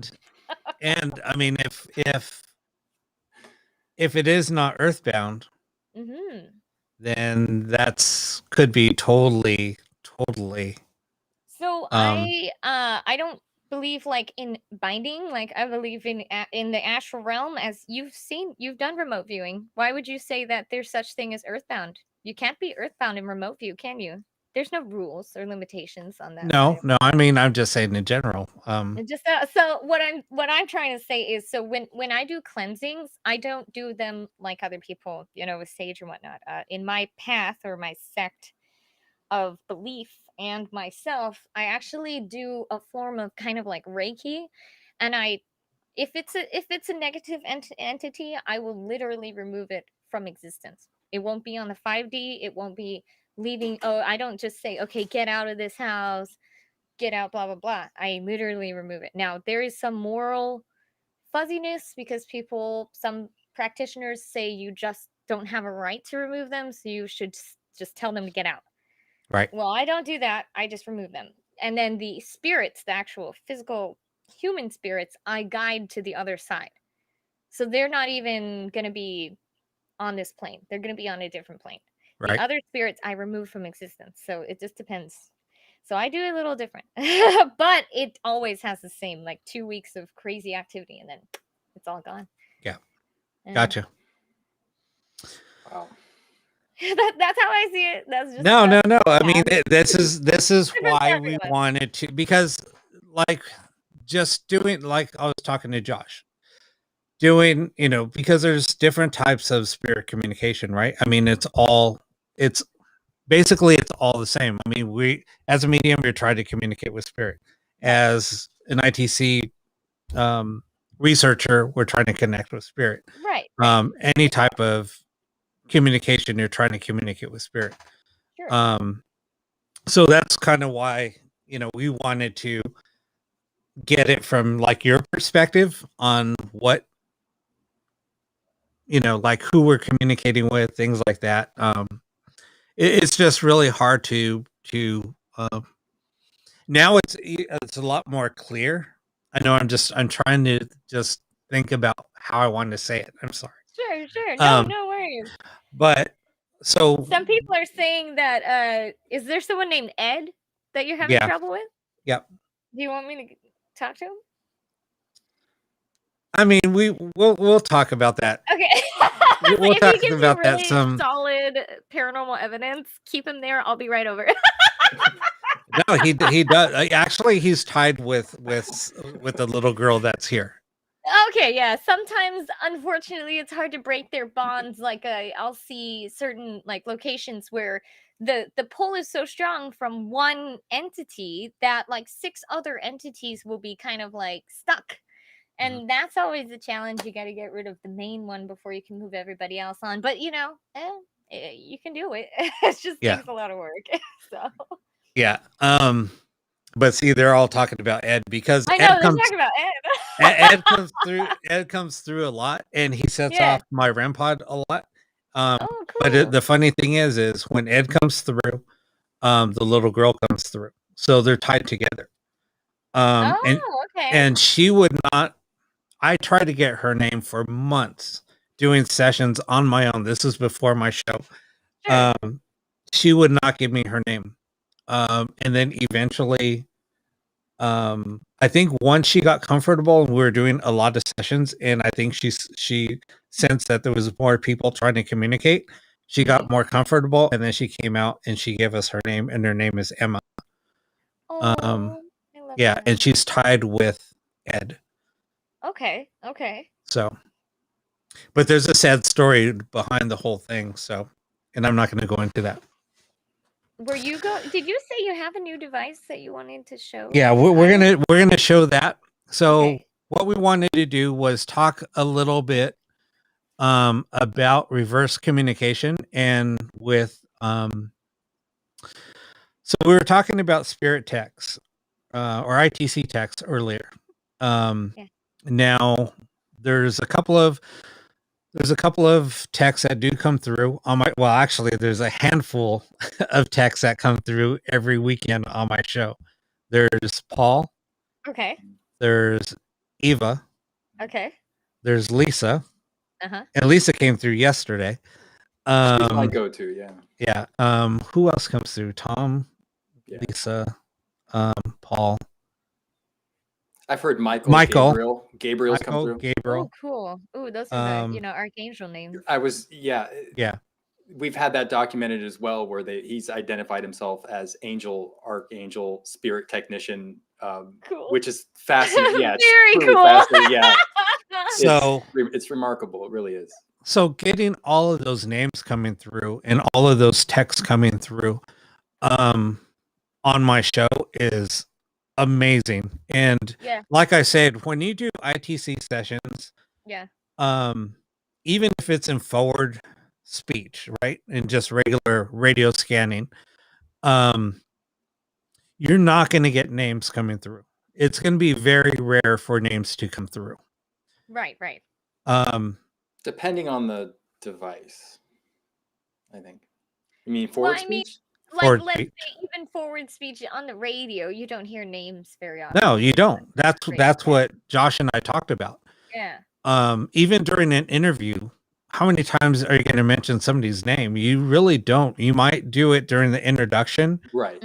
Or if you're talking about somebody else, if you ask a question about a person. So in an interview, you might get 3 to 4 names, right? Through an hour-long session. But like the first time I did the Ghost Box session, there was almost, I want to say almost 100 names, different names coming through. There was so many names. I mean, maybe 100 is exaggerating, but I'm just saying there was a lot more than I could count coming through, and that's really rare. So anyway, so we started doing that in forward speech, but we were getting a lot of spirit text coming through. Okay. And then so I did an experiment and I said, hey, I think it was Paul at that time. I said, hey, Paul, can you please help spirits come through one at a time? And then it slowed down. Oh, I love that. So then it started coming through one at a time. I mean, it was like it was like everybody was trying to get communication coming in. Then all of a sudden it kind of broke down and it was slower. We were doing reverse speech. And I heard Eva come through. And then I said, Eva, can you do me a favor and help spirit come through one at a time? And it was like instant. It just happened. And I was able to actually capture that and record it. Well, because all of my shows are recorded. Yeah. So I went back, listened to the recording, found that clip, and I actually recorded it, and I could play it for you guys if you guys want to hear it. Yeah. So it was kind of interesting and it will be in reverse speech. So you will see how the reverse speech works. Okay. And during this reverse speech, you will hear snippets of forward speech coming through. It's pretty crazy. So let me go ahead and play it. Okay. Is Mike trapped?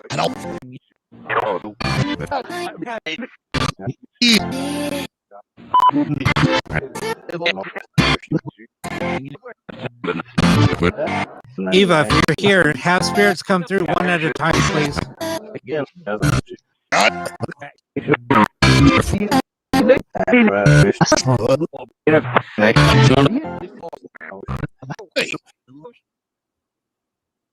So yeah, that was it. Heard Paul at the end. Yeah, I heard a couple lines there. Yeah, so I mean, somebody asked for help, and then it did say Michael. There was a few names mentioned, but it did ask for help. But then you did hear how it slowed down after I said Eva, because I heard Eva, and then I said, Eva, if you're here, can you please help slow it down? And it's immediately it slowed down. So, and that was the first night that I used the reverse speech. So it was pretty remarkable. Yeah, that sounds amazing. And I like the reverse speech because it's very validating. Yeah, no, exactly. I mean, I could turn on my new box. It's actually right here. I want to hear it. Now, Nora asks, though, this is pretty interesting. Of all the paranormal things that ever happened to any one of you, what made you stop in your tracks and wowed you? Josh, you want to go first since you're here? Yeah, that's actually an excellent question. It is. As long as I've been working with audio, I was familiar with the fact that EVP was being researched. And when I started getting into my 20s, working in a studio, I started researching it more with fellow engineers. What wowed me the most wasn't just the EVPs I captured, but is when I made the jump to radio-based ITC, interfrequency recording and things like this. Yeah.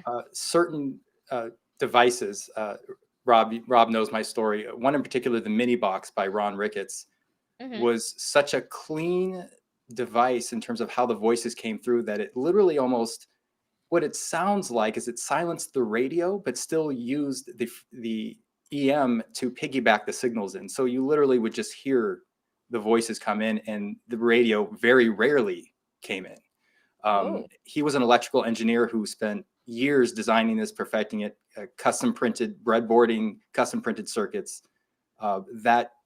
And when I heard intimate details about my life, or thoughts that I had, or maybe a nickname that I shared with someone who was a best friend when I was younger that no one would ever know, that maybe I haven't thought of in 25 years.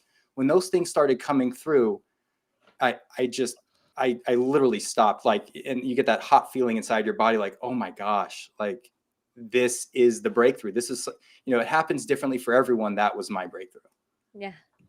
That's impressive that it was. And have you had that happen again or no? This was one experience, or? Oh, I think ever since I made the jump into working more with voltage tune, analog circuits with radio, and progressing in that technology, I've had amazing communication every single time. When I turn off the box, it's over. I can go on with my life. But when I am using the device, I don't know if I could have the right words to describe the type of communication I'm getting, and other researchers are getting as well. Were these, now you said it also, you felt like it was hearing your thoughts or similar? Were these things you'd shared with anyone, or really just reading your active thoughts or thoughts that you'd had before? Both. And a lot of the times I've done this research by myself, and I found myself, one example I've shared with Rob is before I sat down to conduct a session and do research, I hadn't done laundry. And I had a weird shirt, and I was just like, oh, I'm just going to wear it because it's cold.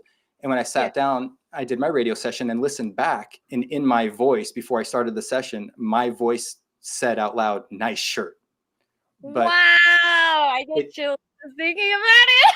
It was my voice, and I listened back because I was thinking about how weird it was for me to wear this shirt inside. It was an overly dressy, I was teasing myself about it, but then that voice came back to me through the radio, teasing me in my voice, saying, "Nice shirt." Wow. So things like that, just the strangest experiences with this. Do you currently theorize about what kind of spirit that was talking to you? If I had to give a theory, I would. It felt like I was almost goosebumps too. By the way, I got goosebumps when I read that. I see Coolise is also saying she got goosebumps. I got goosebumps too.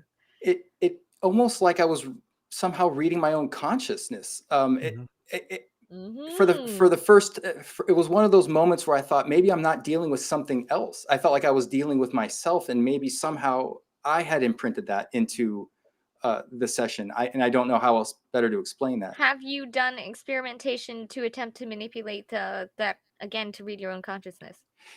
Yes. Have you had any success? Nothing that I can prepare for and predict, in the sense that I have a method and it works. When it has been happening, it's been very random. Yeah. Most of the time when my mind is clear and I'm actually not, it's the moments I'm not concentrating so hard on the session when I'm doing it, but maybe I'm distracted by other things. It seems like those are the moments those amazing occurrences happen. Interesting. Very interesting. Well, sometime I would like to get together with you and do some practice and see if that can happen. One thing that strikes me about what you're saying is, as a psychic reader, when I'm doing psychic readings and I'll pull impressions of people, let's say someone asked me to tune in on their boyfriend Brandon or something, I will sometimes get, oh, she's just my type, or some kind of phrase or saying that they're saying either actively or they're about to say, or they've just said it. And it feels to me, that doesn't sound too weird, that they're kind of reading your thoughts. And I wonder if it's coming from a place of clairvoyance, or maybe it really is yourself acting as almost like a telekinetic. Anyway, I would love to do more experimentation on that if you're interested in like doing a session and trying to see what we can get. Because I would love to try that. So here's like Absolutely. a funny Thank thing you. with Yes. what you were just saying was, Yeah. I went out on a date. It was like a first date. We went Yeah. out for sushi. Ooh. We're sitting down to have sushi, Yeah. and I don't know where this came from. It just popped in my head, and like she said it out loud. So I said, "Oh my God, we just sat down. We haven't even eaten yet. I can't believe you're thinking about eating chocolate ice cream." And she just looked at me like, "What are you talking about?" Right. And Right. I was like, "What do you mean?" And she said, "I was thinking that." And I said, "You didn't just say that out loud?" She said, "No." And then I was like, and she got so freaked out. Yeah. Let's just say that was the last time that I saw her. Yeah, I mean, yeah, I imagine that would be an awkward first date, but oh wow, you can read my mind. Never mind then, because that's a whole nother rabbit hole.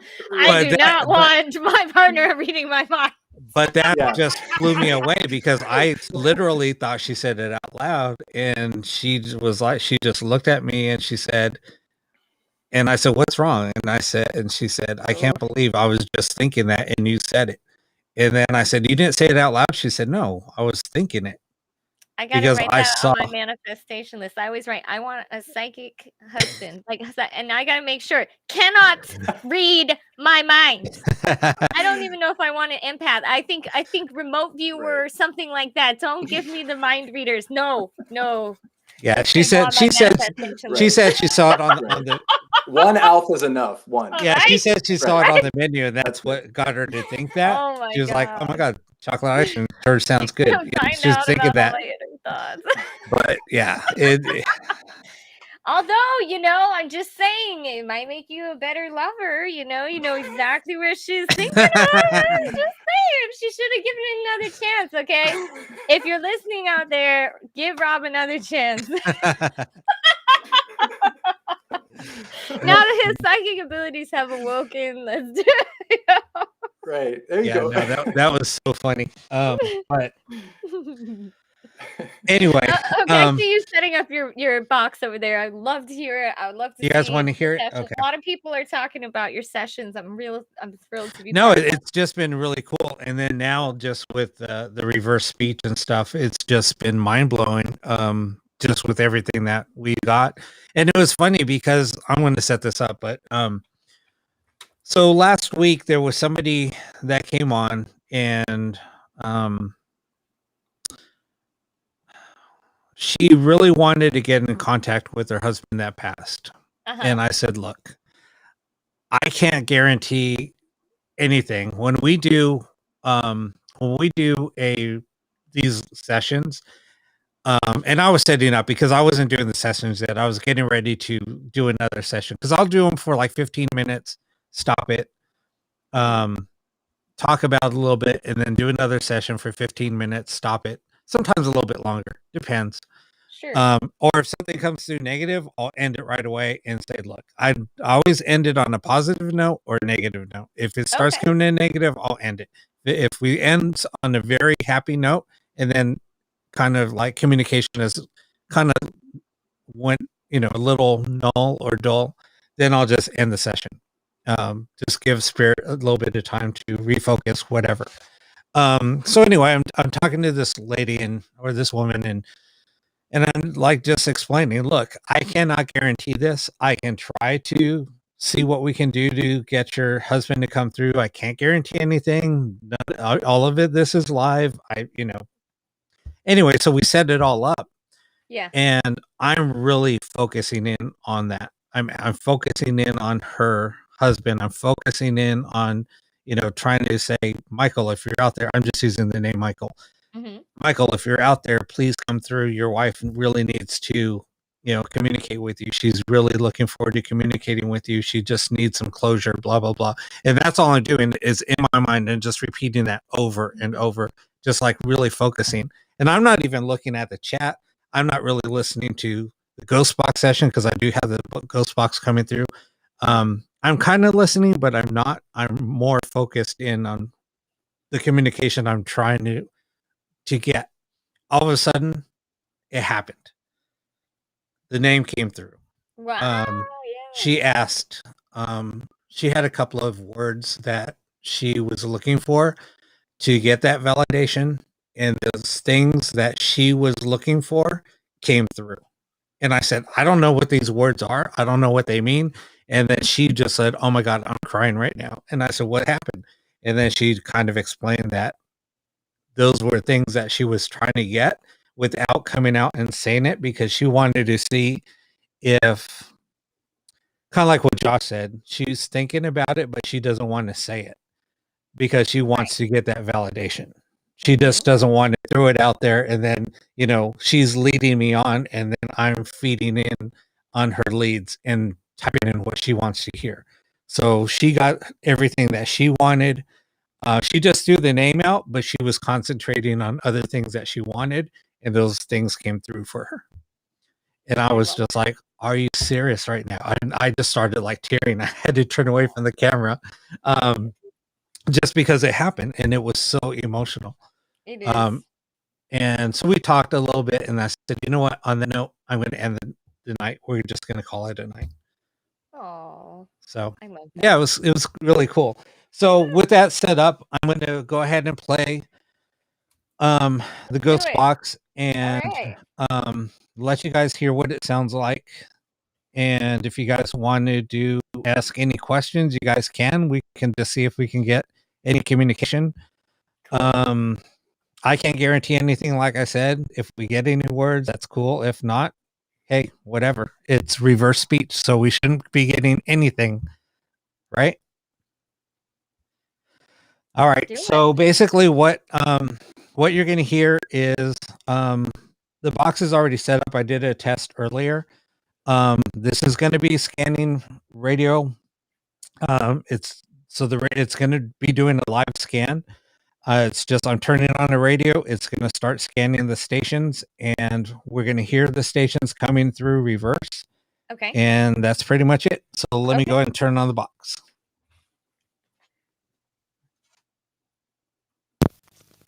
Is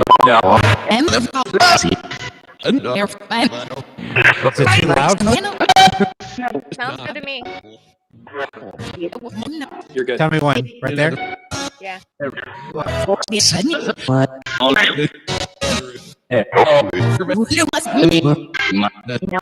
there anybody that would like to communicate with us?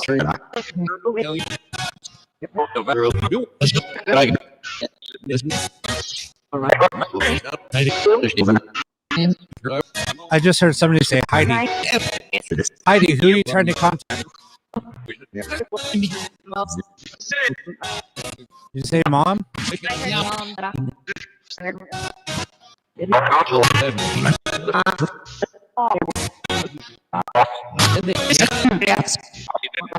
Is there anybody here you'd like to communicate with? Yeah?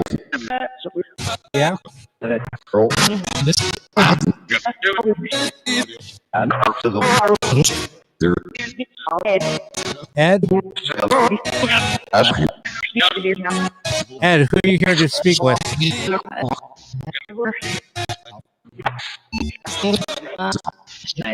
Rob? My name is Rob. How can I help you?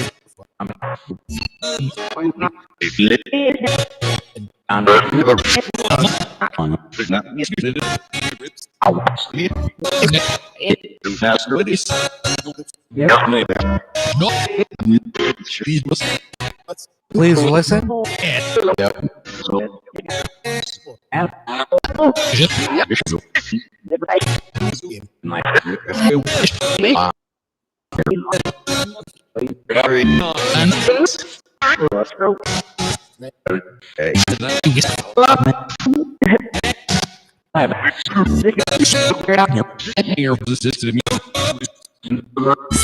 should listen to the music.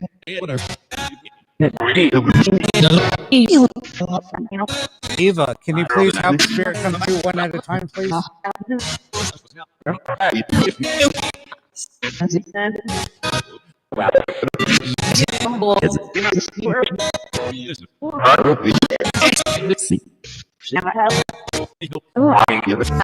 Can you tell us who our guest is tonight? I thought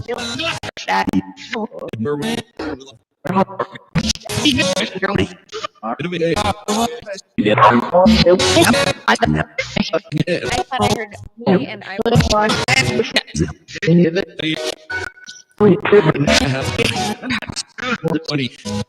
All right, we're going to end the session. I just wanted to do a little demo.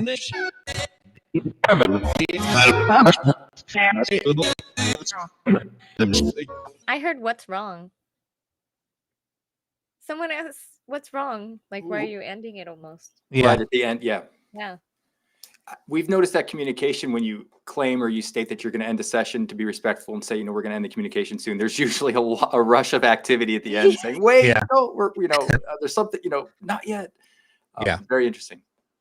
Yeah, I definitely heard mom. I heard a few full phrases in there. I heard thank you. And then when you said who's our guest, someone said me. And then it said, it said me, I want to. It didn't say my name. It said me, Yeah. I want to. So if you go back, you'll probably hear it more clearly. Were you recording that? Well, I guess. Well, I yeah, think we're it's recorded. Okay. I wasn't. Okay. Yeah, I know this meeting is being recorded. I didn't know if you were recording it separately. Yeah, Yeah. hopefully, because that's a good one. They responded directly to your question. So you see what I'm saying, and this is all reverse speech. So how is that even possible for that to happen? If it's radio coming through, how are you going to get something coming through saying, a full phrase if it's reverse speech? You shouldn't be able to hear anything. Yes. Which is So way anybody better. that's being skeptical and saying, "Oh, this is just radio," there's no way that they can say that now because it's not. Yeah, absolutely. So that's this a is really something good that setup. I was working on for quite a while. I know other Cool. people have tried to work on that for a while also, but I have never heard reverse speech this clear. It took a long time just to get the everything just dialed in the way that I have it dialed in. Yeah, it definitely took you a long time. Because a lot of people, there's a lot of people that write apps, Yeah. and they've been playing with reverse speech. But if you ever listen to the reverse speech, it's too long. It's too there's not there. You don't get any validation, I would say, from the sessions. I've tried it. I've played around with things, and it's just the speech is too slow. And that's what I have found. And that's where I was telling Josh, it took me a long time to play with this. And just to get it dialed in. I mean, I was trying different because there's different settings. So when you build a ghost box, you can set a ghost box to sweep at certain rates. Yep. Like you can make it go like super slow where you're going to hear like almost a full sentence from the radio broadcast. You'll hear another full sentence before it goes to the next station. So what you want to do is get it down to where you're sweeping fast enough to where you're getting almost a full word. Right. Almost. So it's going to be like but the is going to be, so you might get the TH just like a start of a sentence or somebody just beginning to speak. So we've had to get it to, if you go too slow, it's going to be like an app. It's not going to work. If you go too fast, it's just going to be garbage. It's right. And it's really hard to, so I had to tune it just right to where you were getting some type of, it was sweeping, but you weren't getting words. And then all of a sudden it just was like magic. All of a sudden I was sitting here playing around with things and I was getting full sentences and I was like, wait a minute, what? Somebody calling my name saying, Rob, I need help. And I was like, and then you would like turn around and you're just hearing reverse speech, and then all of a sudden you hear another, I need help, and then it's like, wait, what did you just say? It was just like things like that was constantly happening. So, but it took a long time to get it to that point. Right. Because sometimes I was just sitting here and nothing was happening. I was like, it's just too fast. Yeah, it's the minimum and maximum values, or the time that the sweep stays on that broadcast or that frequency. Rob and I've talked about this. We call it a recycle rate or regeneration rate. So you want to make sure that you can have enough time to hear phonetical accuracy and clarity, but you also want to engage in that sweep, because that's what the theory is what restarts or recycles that communication or allows it to regenerate again. Yes. Yeah. Well, again, it's still theorized. Yeah. Right. For ITC. Well, I've had excellent. I like to go a little faster than. Yeah, I mean, the rate you had it as perfect. That's what I would have done on my own, ghost box. So. Yeah, and the rate that I'm using on reverse sweep is 160 megahertz or milliseconds. Milliseconds, right? Yeah, so 160 milliseconds. Yeah. And like an SB7, like the sweet spot for an SB7 is like right around 300, because you go, wait, is it 3? Might be 250. I usually do approximately 200 on my SB11. Yeah, it's somewhere around there. I forget the sweep rates.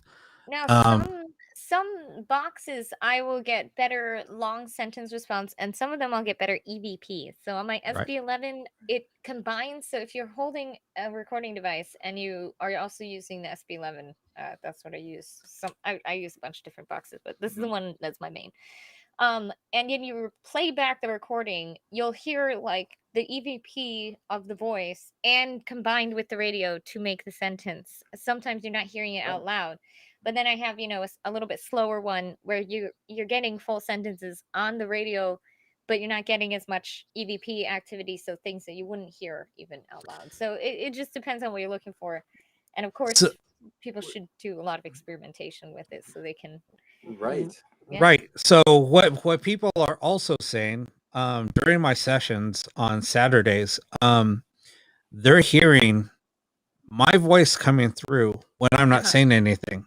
So it might be like, and it's something that I have not even said. So let's just say I might cuss at somebody, and I don't cuss on the radio, right? Or during my sessions, I cuss like a sailor, off camera, but on camera, I try to watch what I say. Because the way that Facebook works, I don't want to get thrown in Facebook jail and my show not being able to air. I haven't yet. I'm extremely vulgar.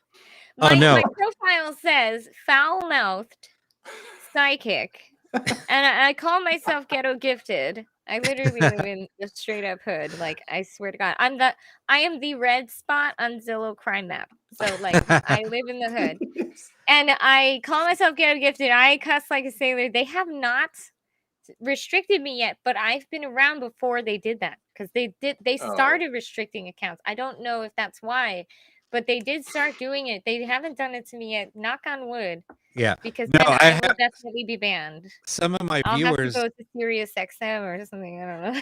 whatever the outcasts always go to. There's always like what was that guy who was a radio show host, and then he was always talking about SEX and all that, and Howard Stern? Howard Stern, and he had to go to the other radio, the independent radio, to be heard. I'll do it. I don't care, Facebook. Go ahead. Crap. But anyway, that's my experience. Sorry. Like with Patty, I think it was Patty on my show, and there was a couple of other people. They got kicked off, and they had to go to YouTube to tune in, because they got banned for like 24 hours for cussing. They were just typing in what they were hearing on my show, right? On the Ghost Box session. Yeah. Because sometimes we'll hear the F word. Yeah. Sure.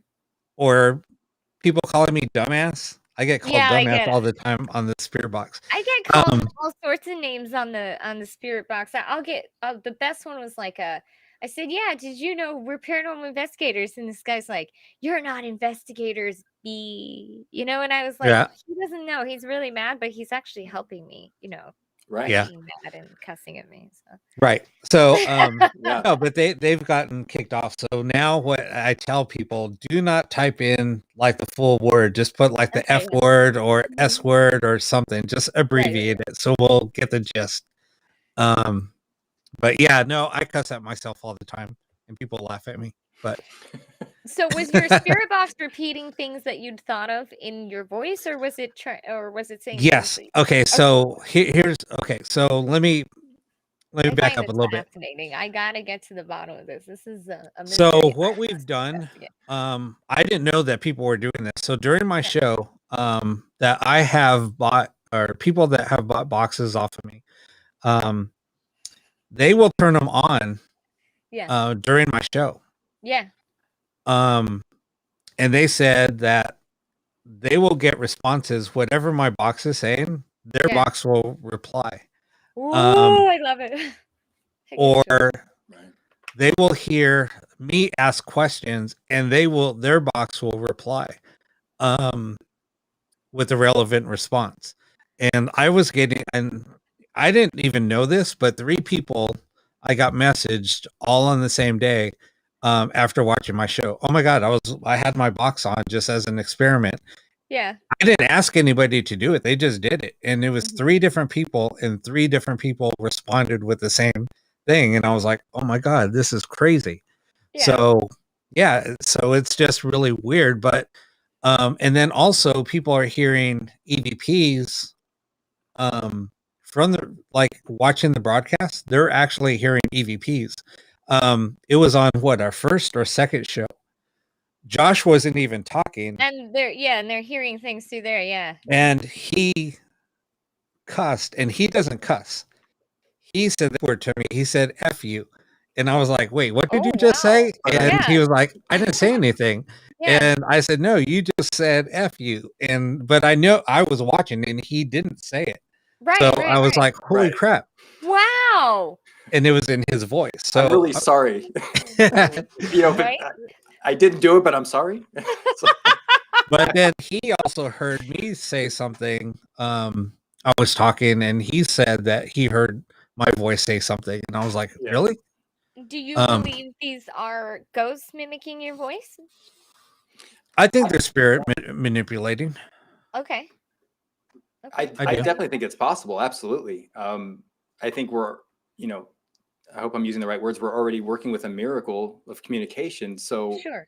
you know, if that's possible, you know, I definitely think that that's possible, that they can mimic. I mean, because we're working with frequency and tone, and essentially, if our voice is being imprinted somehow, or they're able to detect that and reduplicate it. I mean, we have humans who can reduplicate other people's voices with their own mouths. True. Actors and very talented musicians and singers can actually reduplicate voices. So, yeah, I definitely think it's possible.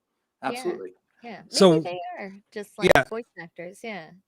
Now- I don't know. I guess I never really thought of it. Mainly when you hear about mimics, you know, it's with a very fearful, fear mongering. Oh, they're mimicking me. Do.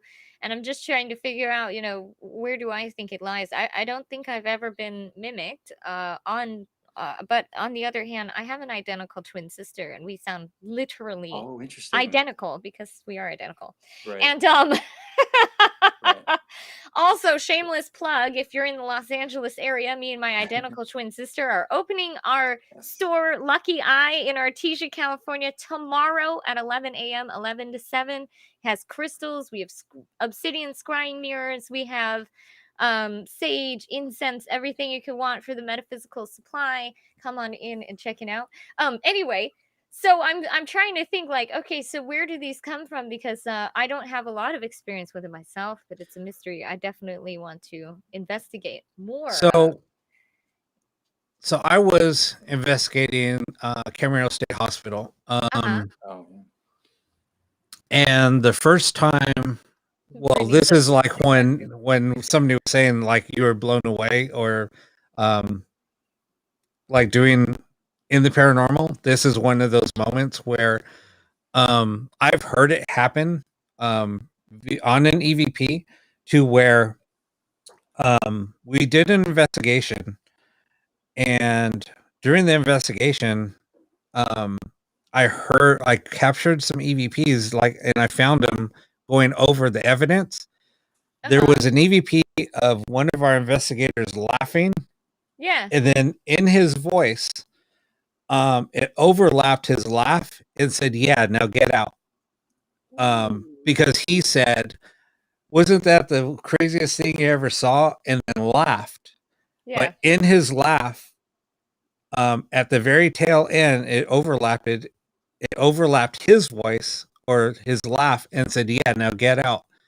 And then I played it back and everybody said, "No, it's his same voice." And I said, "Okay, try to do this. Try to do this. Try to laugh without taking a breath in one continuous voice. Laugh and say a sentence." And I said, "That's physically impossible, because you cannot laugh and in your laugh continue talking. It's physically impossible. You have to, the way that your vocal cords work is you have to take a breath, and then between the laugh, you'll stop, pause, and then you'll continue talking."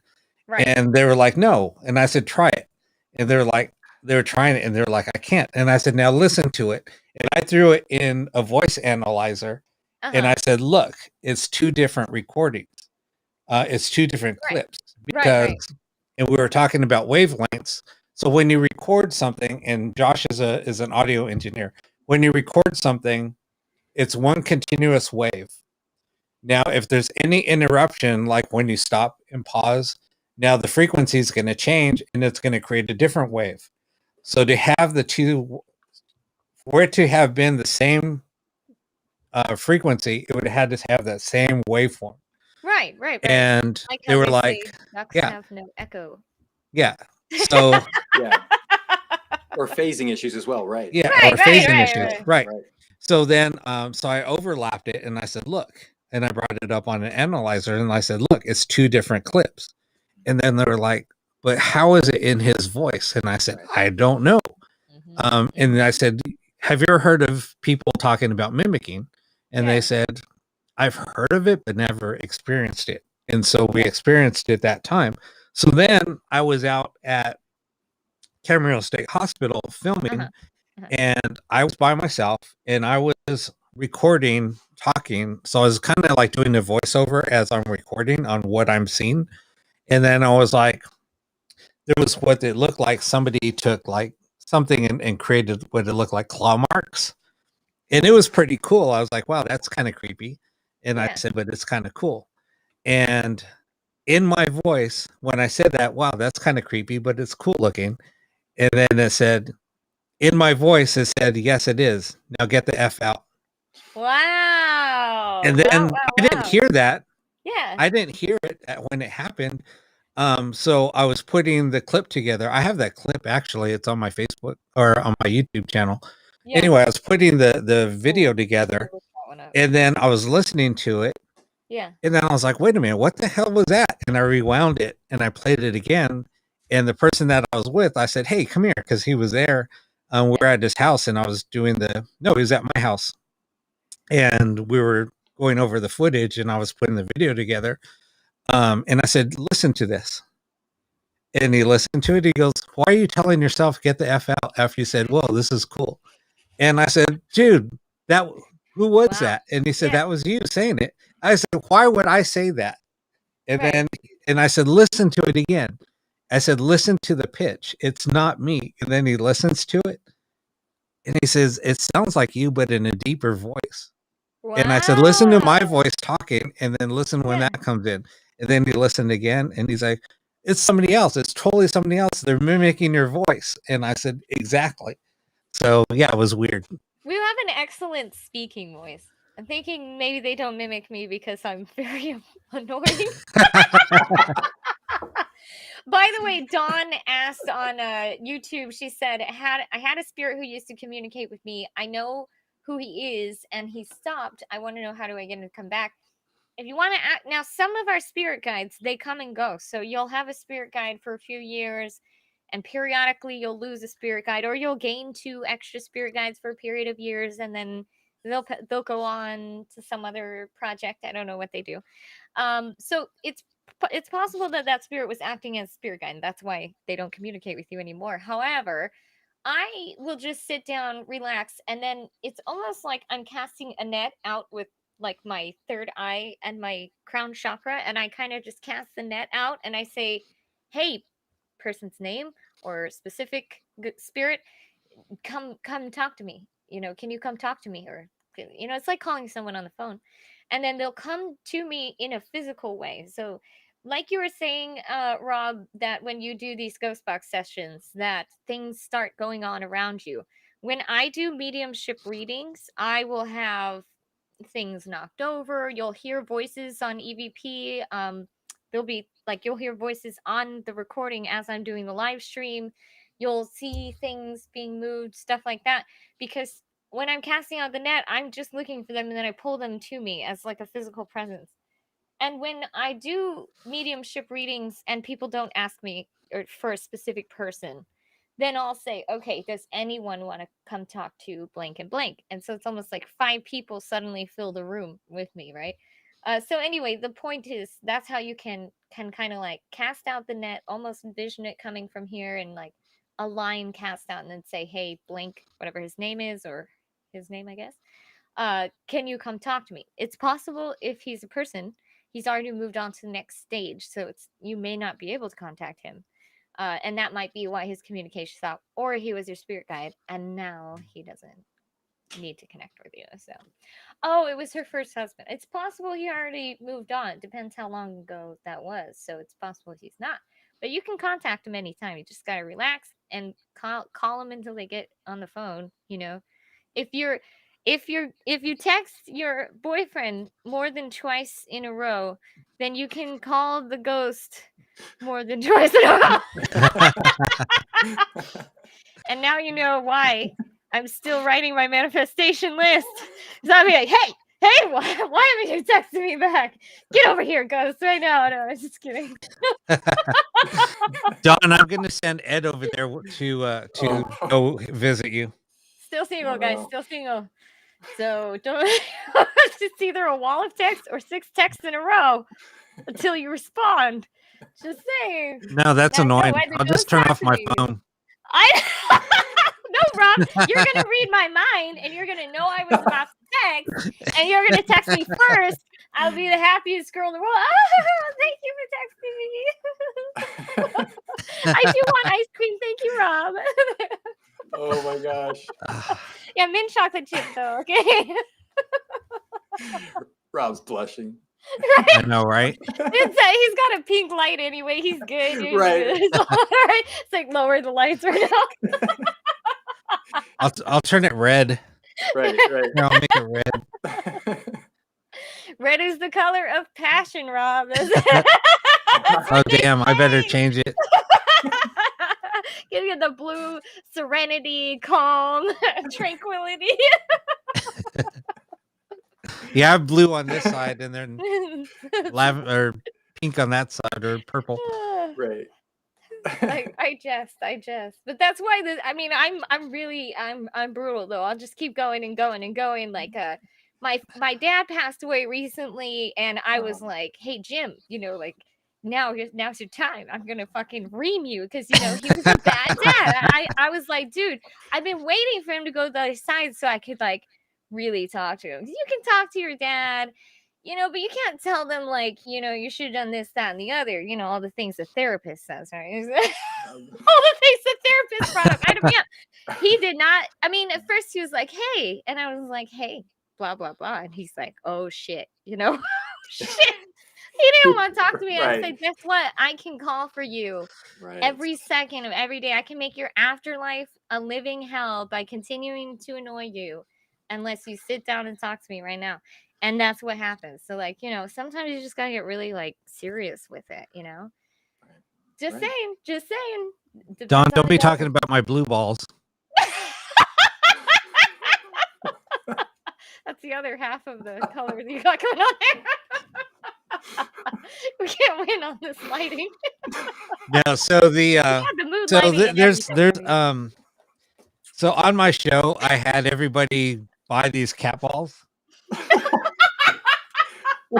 These things that light up. Real? Is the ghost box still on? I'm hearing. Do they work? phrases I I've don't. heard about using that. You know for what the, it the did? ghost hunting. They did Yeah. this one went off, and you have to I should have brought tap some of it. those with me to Colorado. Um, Yeah, I mean, I've it been went off looking for little once. things. Anyway, The chat and what we're saying, you just, oh my God. Oh my god! Yeah, see, the look chat at was now. crazy. Now Don's saying, because that's what Don was saying on my show. These nuts. Oh my gosh. So You yeah, know that what? was. If the cat balls work though for paranormal investigation, I want to get a couple of those. No, they do work. Yeah, no, and you buy them on Amazon. They're pretty cheap. Okay, I'm getting. They come in like a 2-pack for like $10. Well, I really thought that. I thought this whole Play thing was around going with somewhere my- else. I didn't know that No, people use it- cat balls investigations. I'm just like, I'm out. I don't didn't know what where else we to were say. going with that either, but I will play right No, on. because problem. they were. There's a few people on here from my Saturday night show that Right. it's like an Oh inside my joke, God. so I had to explain it. My eyes are watering. Oh my God. Oh, that's Oh, funny. great. Well, I'm gonna get me some of those so I can have my own, tools to investigate. Okay. Broken radio and cat ball. Oh my God. What are people going to think we're doing on this chat? I don't know. Oh my gosh. It's the paranormal dateline. I know. tonight, okay? Oh, Taking this your is good. request for romantic And we have the voice. We're ready. We're turning on your ghost box tonight. Oh my God.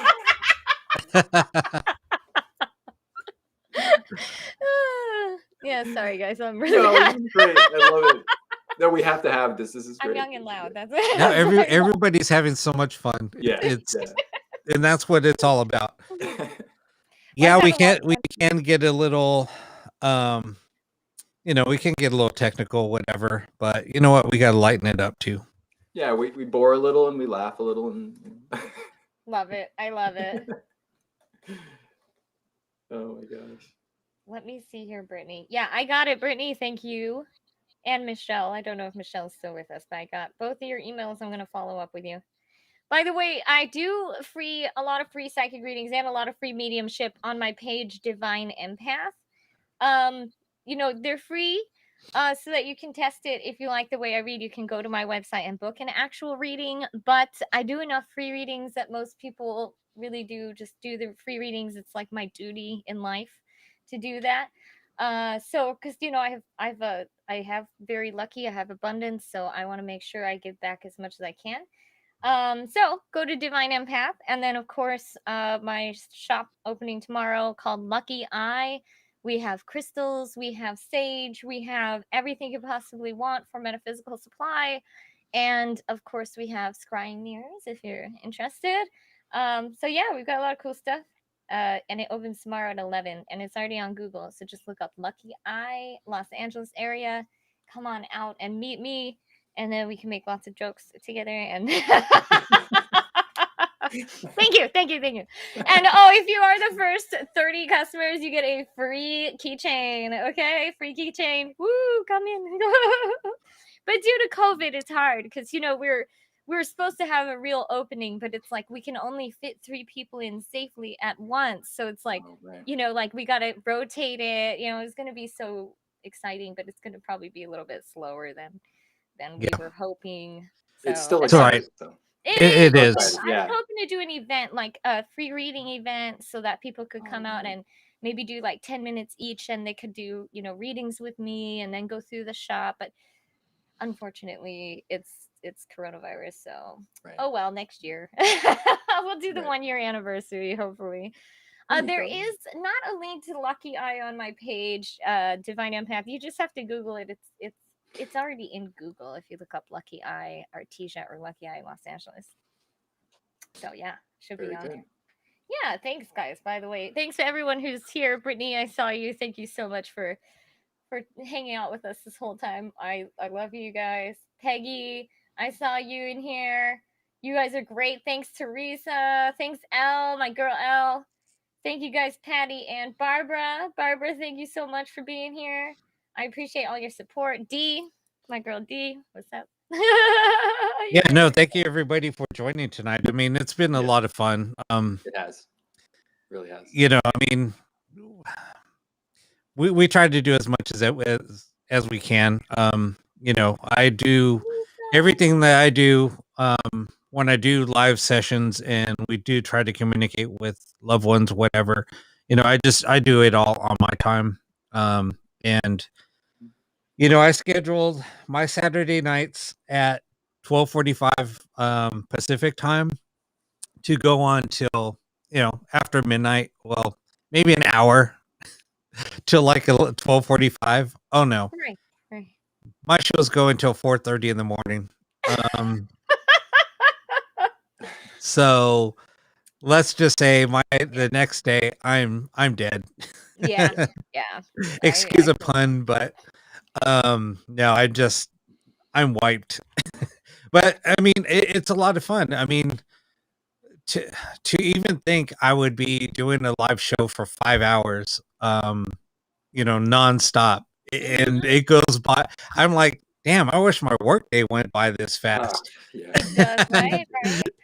And But you're doing something that is literally touching people's lives. I mean, when No, people exactly. get validation that their loved one is still there, that they can still contact them in some form, that their spirit is living outside of their body, it's huge. It's huge. No, you know, and that's something that, you know, I mean, I can't. like I said, it was like something like this was my calling. This is what, you know, what brought me to do what I'm doing.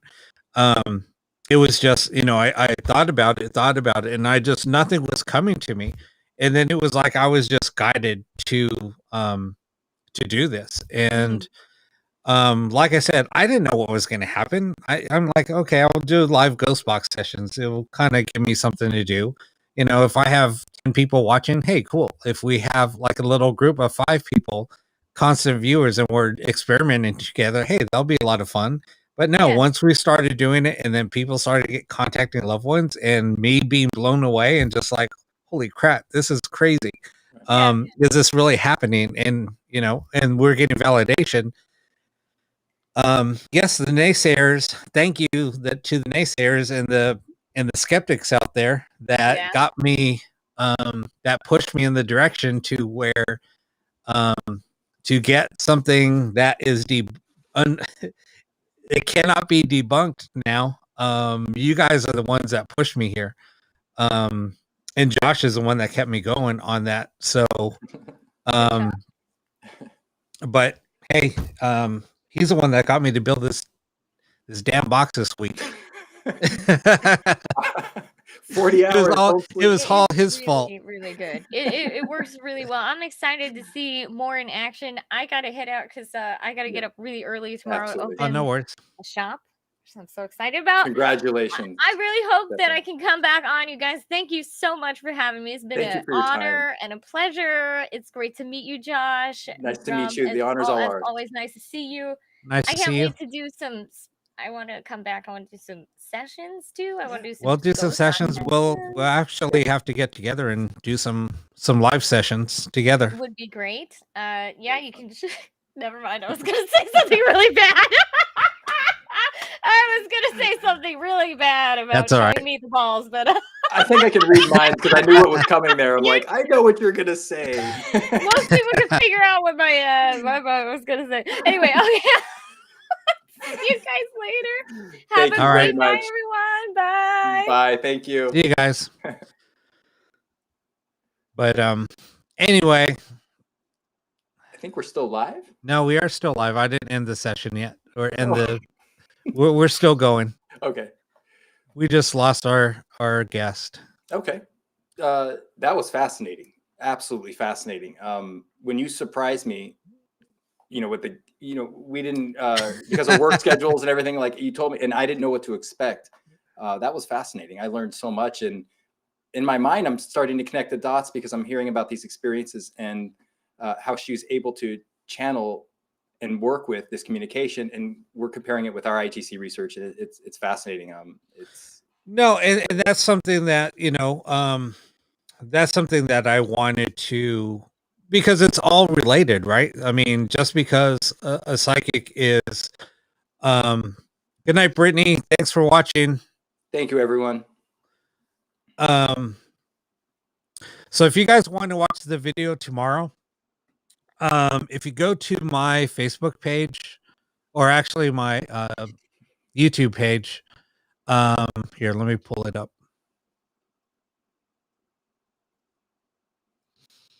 So you can go to my YouTube channel and subscribe. The subs will help support the channel, but if you basically, if you hit the notification button, it will tell you when the video goes live. So basically, once we end the show, it will be posted within a few minutes. So just look out for, just go to that page. I'm sorry. And just, you'll see the video. That's right. Some great comment. No, I know. I start reading and then I get a little, Josh, we just lost Josh. He'll come back. There he is. All right. So, and then also, this is my Facebook page, and then my personal page is Rob Hernandez on Facebook, and you'll find a picture of me and my dog. It's a great picture. It's a great picture. Here's my other. So I just shared everything. Thank you, Christy. Put what back up, Sandra?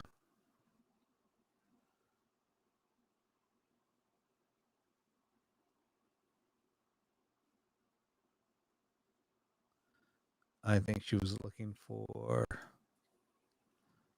this. Okay. There it is. So if you put, so it's the Pair Awakening on both YouTube and on Facebook.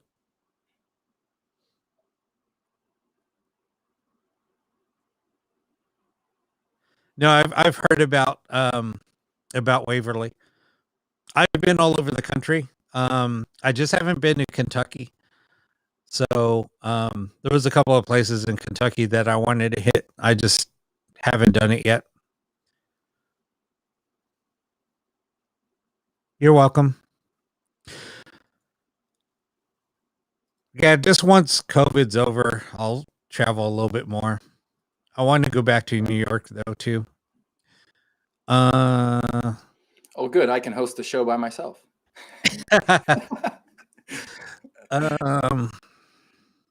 Actually, you can. It's good meeting you. Rob, you should be going on location, and I'll host the show from here, and you can report live on location. I don't know. Yeah. Right. Of course, then we've got cell phone signals going off while you're investigating. That doesn't. Yeah. Okay. So never mind. Yeah. Exactly. In New York, I mean, I was in Buffalo, so yeah, there was quite a few places in Buffalo. Buffalo it's an interesting place. There's a lot of abandoned places.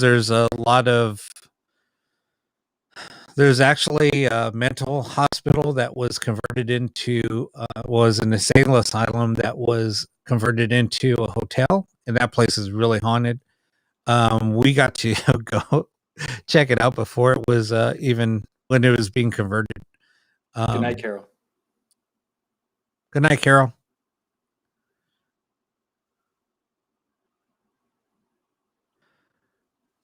All right, Brittany. No,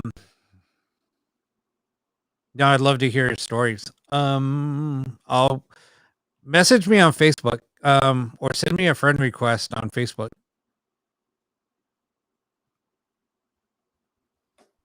I like to talk to everybody, even after the show. I have a lot of people reaching out to me, so it's a lot of fun. I like hearing people's stories.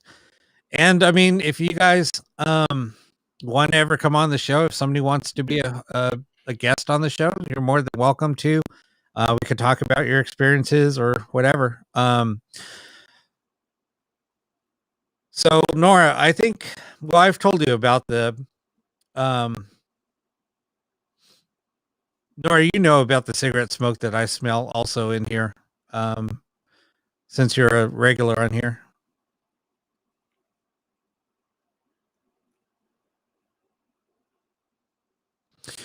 I never been to Indiana, so I don't know.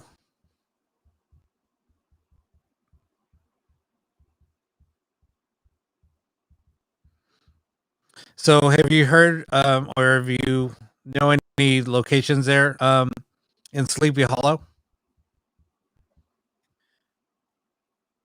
Interesting.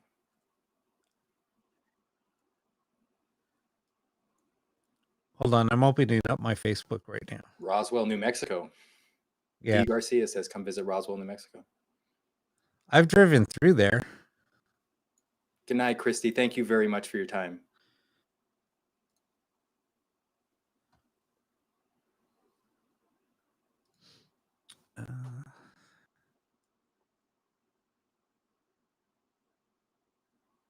I just assumed you'd been to every city and every state because you were always gone for so long. I'm like, oh, he's just been everywhere.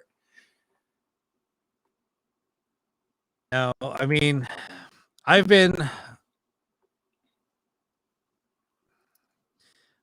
to a lot of.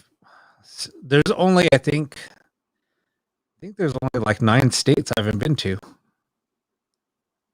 which is kind of crazy.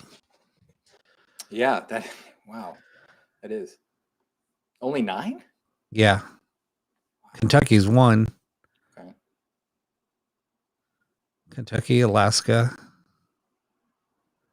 and then a bunch on the East Coast.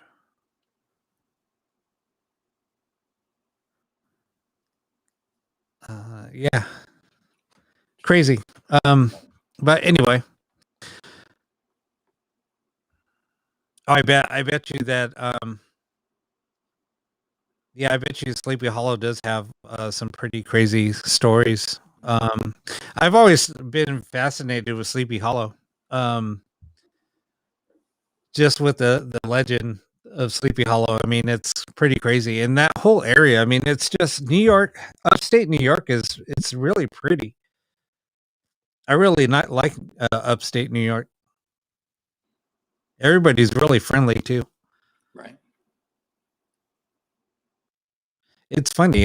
It's like everywhere I go, I always make friends. But anyway, so we're gonna wrap up. The show went a little long. The show's only scheduled for 2 hours, but I think we had too much fun. I don't think we've ever hit our time. 4 shows and we're 45 minutes over our time limit every time. But and supposedly Facebook has a 4-hour time limit. I didn't know that. And you discovered that with your Saturday show. Well, no, I've gone over that, and everybody on my show is like, "How in the hell are you going over 4 hours?" And I was like, "I have no idea." And then they're like, "Dude, you're almost at 5 hours. Why aren't you getting kicked off?" And I was like, "I don't know." We'll do better in the future. We'll curve our time. There's a grace period, maybe 12 shows. I don't know. There's a grace period. We'll figure it out. We'll get our stuff together. Anyway, Brittany, I sent you a friend request. Good night, Don. Thank you. But nice to meet everybody. And thank you. If you guys want to tune into the show Saturday, we will do. So the show on Saturday night starts at 12:45 p.m. Pacific time. So it's 2:45 on the East Coast, AM on the East Coast. So basically the concept is to do 3 a.m. Ghost Box sessions. So the first Ghost Box session starts like right at 3 o'clock a.m. on the East Coast. And then, so I hit every 3 a.m. on every time zone is what it ended up being. That's quite a feat. I know, right? A lot. I've And I've even hit the Hawaii time zone once. Wow. It's commitment. That is commitment. It So definitely is. anyway, all Good night, right. John. Well, good night, everybody. And Teresa, I'll see you Saturday.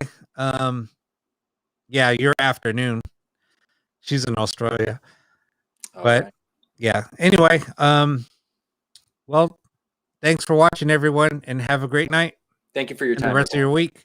And happy St. Patty's Day, by the way. Yeah, happy St. Patrick's Day. All right. Well, talk to you guys later. Thanks for Bye-bye. watching. Thank you. Bye.